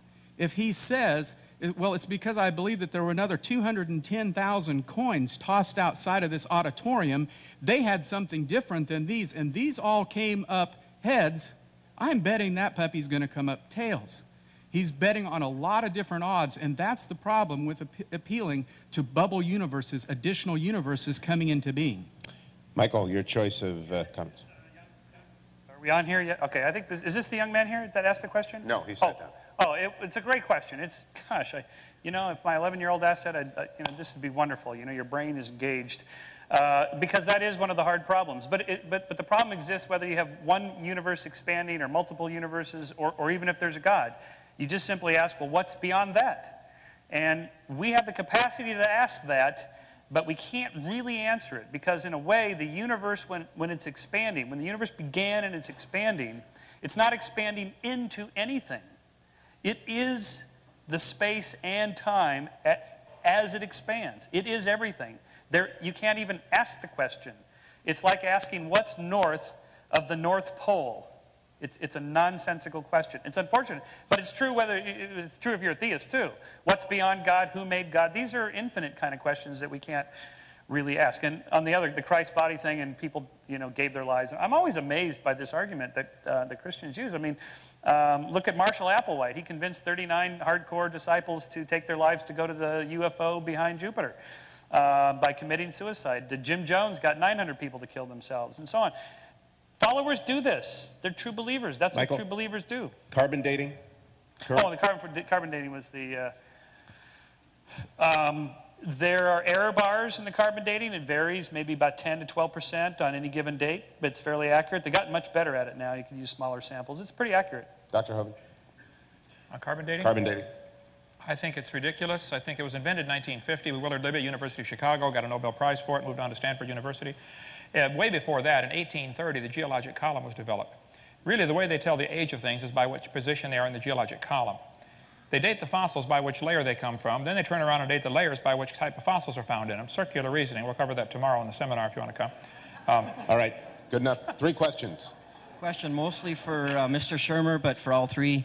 What is your greatest motivation for being here, and what do you fear if you wouldn't have shown up today? Okay. Me? Yeah. I think I'm particularly for Dr. Hovind, but the question I have is if the flood, the cataclysm in 40 days and 40 nights, if during that time he's going to put the trilobites up in Sedona and he's going to carve the Grand Canyon, did he do this to confuse us? Good question. Given the various errors that I have experienced in textbooks and, contrary to some comments tonight, and the omissions of contradictory information to the neo-Darwinistic theory, why shouldn't one believe that these textbooks are written more from a philosophical position rather than from a search for truth? Michael, we'll start with you and move left. Okay. Well, we kind of did the why we're here question because I'm curious, like to know. Thought I'd see the city that has the team that the Lakers just beat last night. Just a gratuitous, just a little, Hey, but you had us scared for a while there. No, just because it's fun stuff. Yeah, the Grand Canyon and all this, did God plant the fossils to confuse us? No, it was Satan testing your faith, whatever. Yeah, of course, obviously, this is a bit of a problem for believers. What do you make of all this evidence? Errors and omissions in textbooks, I kind of addressed that in my first part of my 10-minute thing. This is a problem, again, not for science. It's a problem for textbook publishing. Scientists weed these things out. You don't see these errors. They get weeded out very quickly. It's the scientists themselves. If you go to an evolution conference, you're not going to find like universal agreement about stuff. You should see these guys going at it.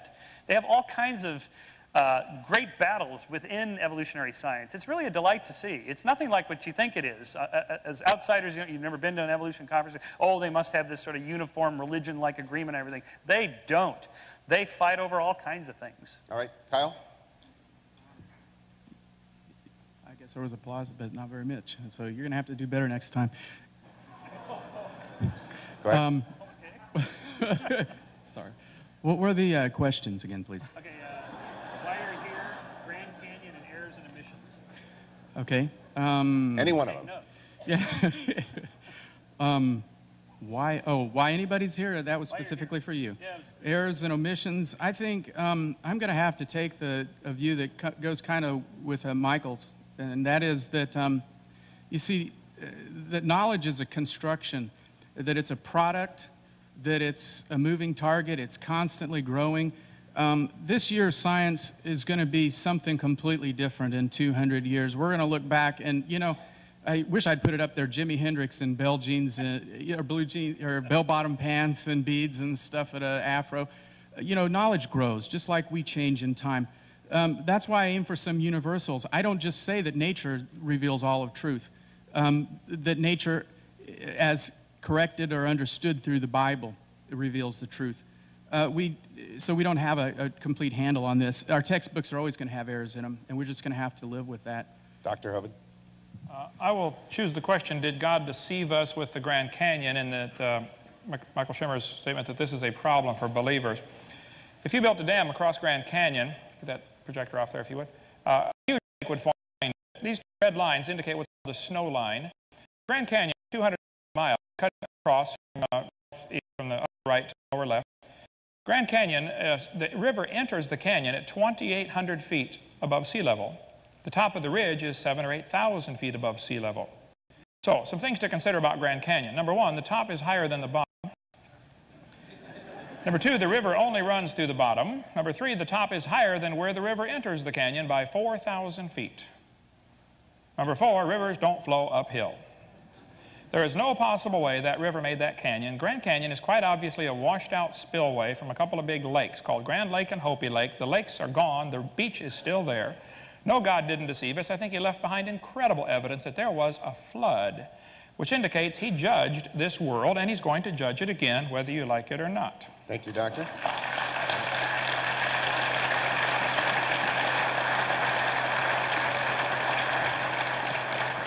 Quick questions, quick answers. If we evolved, then why did we develop sexual reproduction when asexual reproduction is easily achieved?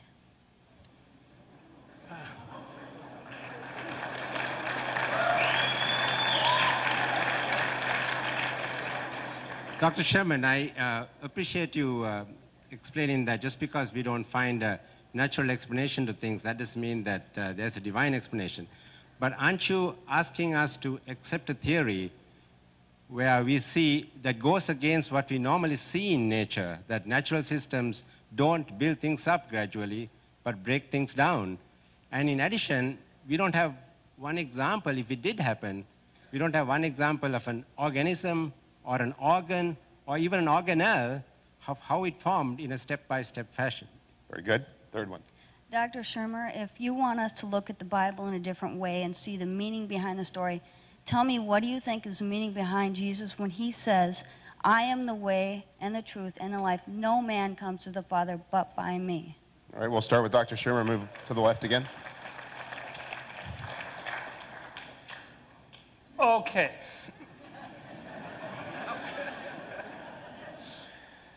Why is sexual reproduction better than asexual reproduction? Well, young man, you're about to find out in a few more years.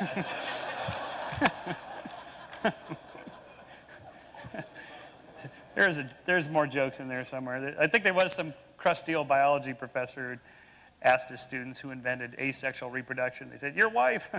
And anyway, it's... We'll be here all week. It's a simple explanation in the sense that sexual reproduction produces variation and natural selection operates on variation. That's what generates change in biology. In terms of natural, second law of thermodynamics, things run down in nature. How is it you guys can say things get more complex? Because you put energy into the system. The sun generates energy into the system that creates complex systems out of simple systems and so on. You put the burger in the microwave, it heats up and that kind of thing. As for what Jesus meant when he said, I am the way and the truth and the life, and so forth, well, he meant that he is the Savior. He meant that he is the guy you should follow. That's what all proselytizers do. That's what all cult leaders do. They have to do that. That's what they do. Kyle? The difference between a religion and a cult is about 100 years. Well, when we have to look at truth, we have to realize if you took 10,000 people who founded religions and you were to pick from one of them, Michael, my question is, which one are you going to pick? And that's why when we take a look at the scriptural sciences and how they confirm these things, we have to look at, does the one then who said, I am the way, the truth, and the life, does he say that in a context of a true book that was, that not only recorded the events that he did, but recorded these claims that we've made about the expansion of the universe, its sudden beginning, and entropy in the universe? I believe that Jesus is capable of validating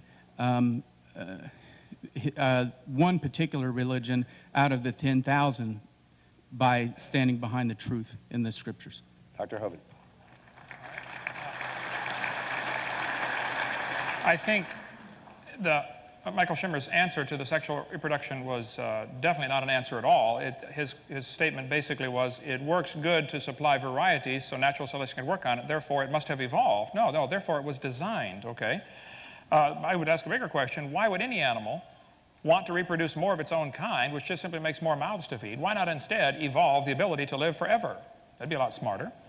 As far as the second law of thermodynamics, his answer was you add energy. Well, here's Sue at 20. Here she is at 90 after a lot of energy. There she is at 3,000. The idea of adding energy is absolutely ludicrous, okay? This is always the answer, though. They'll say, well, if you add energy, the sun adds energy to the earth. Yes, I know. But the universe is a closed system, so that really begs the question. It only answers it for the earth. Secondly, adding energy is absolutely destructive unless there's a mechanism to utilize the energy. We added quite a bit of energy to Iraq in the last few months.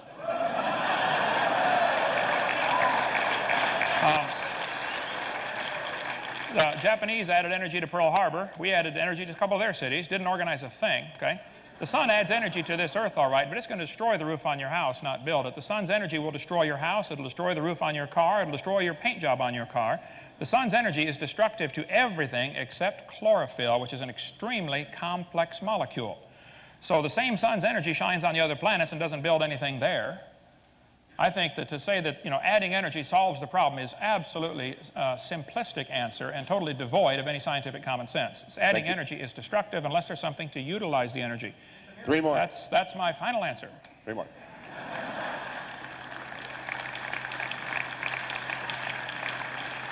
If God didn't create the world by his knowledge, then where did things learn to do what they do? And where did knowledge come from? I understand the need to understand the Bible is true, but how is it critical to believe in evolution, to believe in Jesus as my personal Savior? My question is about the miracle that happened with Adam and Eve and the rib being broken off the man. Is that true that we only have half a rib? Dr. Hovind, let's start with you and move to the right this time. I will not have time to get PowerPoint ready for this one, but no, man does not have an extra rib. There is only one bone in the human body that'll grow back if you take it out, and that is the lower rib. There's a good article about that. You can see in my videotape number 2, and I cover that. The blue one out there on the table. I didn't get time to even write down the other 2 questions, so I guess let's see. Help yourself. Yeah, you took notes. Good, okay. Critical to abandon. Can you read that? Why should he abandon evolution? Okay. Why should he abandon evolution? There is absolutely no scientific evidence that says a dog ever came from a non-dog or a dog's capable of producing a non-dog. There's no evidence for evolution at all. So why on earth would you compromise a perfectly good Bible, which has never been proven wrong, with a dumb theory that's never been proven right? All right, leave it alone.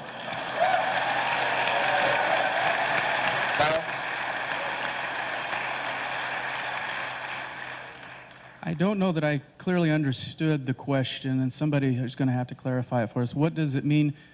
Where did people learn, or how do we learn? Knowledge? If knowledge is a construct, where did it come from? Well, I mean, you just have to, all you have to do is watch a baby grow from the crib to manhood. You start out with nothing. It used to be John Locke, I guess, we took when we took the concept of tabula rasa. You start out with a blank slate, you work your way upward. I don't know how else to say it. It's a construction. We start with nothing. Michael? Yeah, well, I have a book about this, and operators are standing by. Phone 1-800 and go to our webpage. We take credit cards. Right. Probably the less I say about Adam and Eve, the better. I think the knowledge learning question is an interesting one. We're not a blank slate. We're not born. We do have a human nature. I'm sorry. We're not born with knowledge. We don't completely learn all our knowledge. It's both. We're not a blank slate. We have like a moral sense, for example. I argue in my next book that we have moral sentiments, feelings of pride and shame and guilt and so forth that evolve. They're in our nature. It doesn't matter to me whether you think God put it there or evolution put it there. It doesn't matter. We have these moral sentiments. No different than, say, the feeling of hunger. You don't have to learn how to digest an apple. Your body has already learned it. Evolution taught it, or God, whatever. But it's in the body. It's in the genes. You don't have to learn that. So we're born with all kinds of things. Jealousy is an incredibly powerful emotion. You don't learn that emotion. You're born with that emotion, and it has very significant reasons for its existence there. So those are forms of knowledge that we're born with, and lots of others we learn. 3 more here and 3 more there, and then we will wrap up. My Bible says that God created the world in 7 days. Everybody on earth goes by this weekly cycle. Other than creation, where do we find our 7-day, where did the 7-day weekly cycle come from? Okay. Doctor, you said that there is no absolute capital T truth. Now, since you said this, I believe that you believe this. My question to you, are you absolutely sure?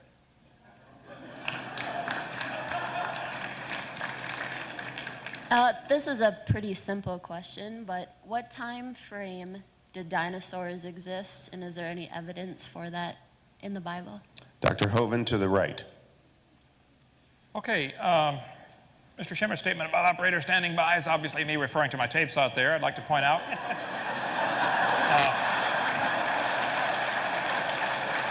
I would like to point out I've been doing this for 14 years. I've never copyrighted my material, ever. Anybody's very free to copy my tapes, send back the originals, and get their money back. I don't charge for my seminars. You find me any other evolutionist that does that. I want to see them, okay?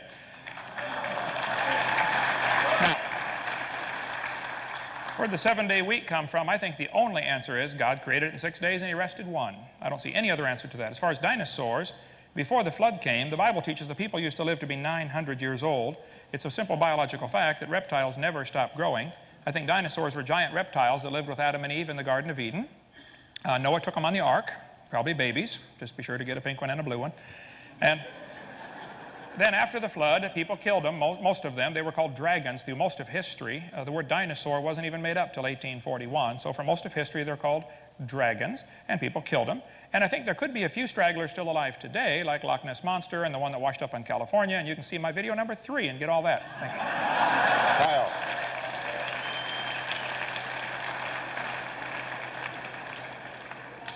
With regard to the 7-day week, I hope I'm clearly saying that I believe in 7 epochs. I just believe that they're longer than a 24-hour period of time.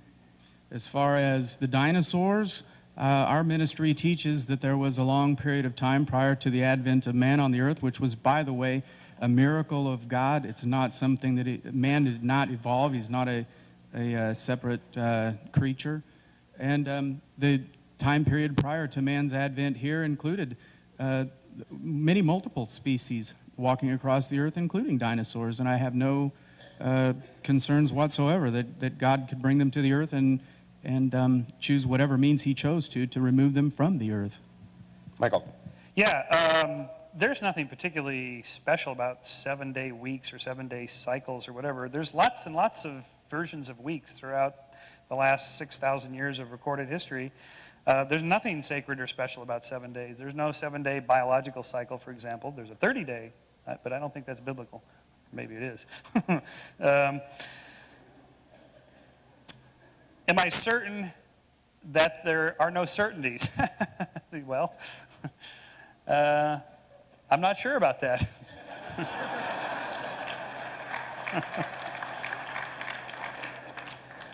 As for the dinosaurs, yeah, I'd love to know what deck they were on the ark. Look, you guys are really missing the point of this flood story. You're missing a really good story if you're trying to figure out which deck the dinosaurs were on, how God got the marsupials all the way down to Australia when the boat landed in Mount Ararat over in Turkey. How did they get there?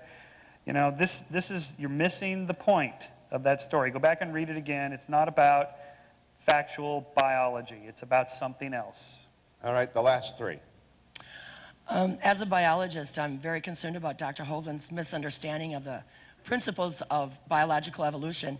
And since I can't make a statement, Dr. Shermer, can you explain to Dr. Hovind, there's 2 basic concepts that he isn't understanding. First of all, Getting close to the statement category. Okay, well, first of all, can you explain that mutation is not about getting better, it's about being advantageous to a changing environment. And from that, survival of the fittest is not what we're talking about, it's survival to reproduce. That would work for Jeopardy. That did. Okay. I wanted to thank the doctors for a great discussion. My question is for Dr. Hovind about the flood. You adhere to a literal time scale of 2400 BC for the flood, and yet we have secular history that shows major civilizations and languages before that, when the Tower of Babel had to happen after the flood in about 2100 BC, I think you adhere to. But we have cuneiform and hieroglyphics before that. How do you explain the discrepancy between the flood story and the secular history? And you get the Hi. I was hoping for a little bit more of an argument from, or hoping to hear more from old world creation. And I was wondering if you could comment on the scripture that says one day to God is like 1,000 years to man. Let's start with Kyle, go to Michael, and finish with Dr. Hovind. I think that does show us that to God the time really isn't as significant of an issue. I think it also shows, you could even work that argument even further and say, well, which 24-hour day did God use? Because our time, 24 hours today, isn't the same as it was 7,000 years ago even. The rotation, the spin of the earth is going shorter. And so I also used to wonder, when I first started into this process of moving into the old earth paradigm, I used to think, well, what was it about light and day that caused God to need to be on some sort of a clock? I mean, and what if I mean, God forbid, if you'll excuse the expression, but what if he was off schedule? Would he have to, because it, after all, does imply that creation was a work, and after all, why did he rest at the end of it? And I know that this sounds a little bit crazy, and I don't want to throw it out to you as heresy, because it would be heresy if I said God was diminished in some way by what he did. What I want to say, in fact, is why is it that we have to be so bound up in the clock, day and night, hours, as if God should have been subscribing to that particular time period, as if it makes it more instantaneous, more magical, and more mystical. When I think we can say whether he took it in 10 billion years or whether he did it in 5 minutes, all of what we see around us is an incredibly wonderful creation and couldn't have come about one iota of it by chance. Michael?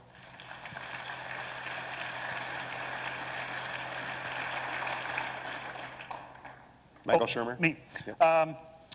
Yeah, well, on the question of evolution, how does it work? Well, there's this misconception of the survival of the fittest. It's not fit as in physically fit or big or strong or fat. It's whatever it takes to get the genes and in the next generation. Whoever leaves behind the most offspring that make it to the next generation and so on wins.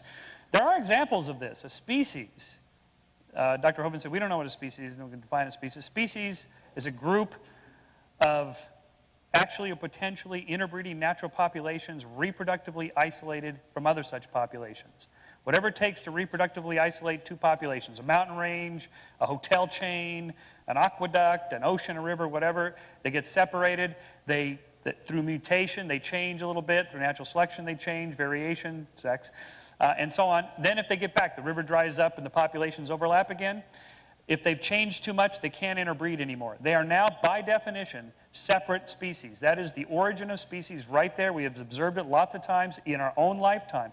In the late 1800s, Australian wallabies were introduced into Hawaii. Now the Hawaiian wallabies can no longer interbreed, because they've tried, with Australian wallabies, because they've changed too much. New species. That's an example of evolution at work right there. Dr. Hovind. There's still wallabies. That doesn't prove they came from a rock. All right.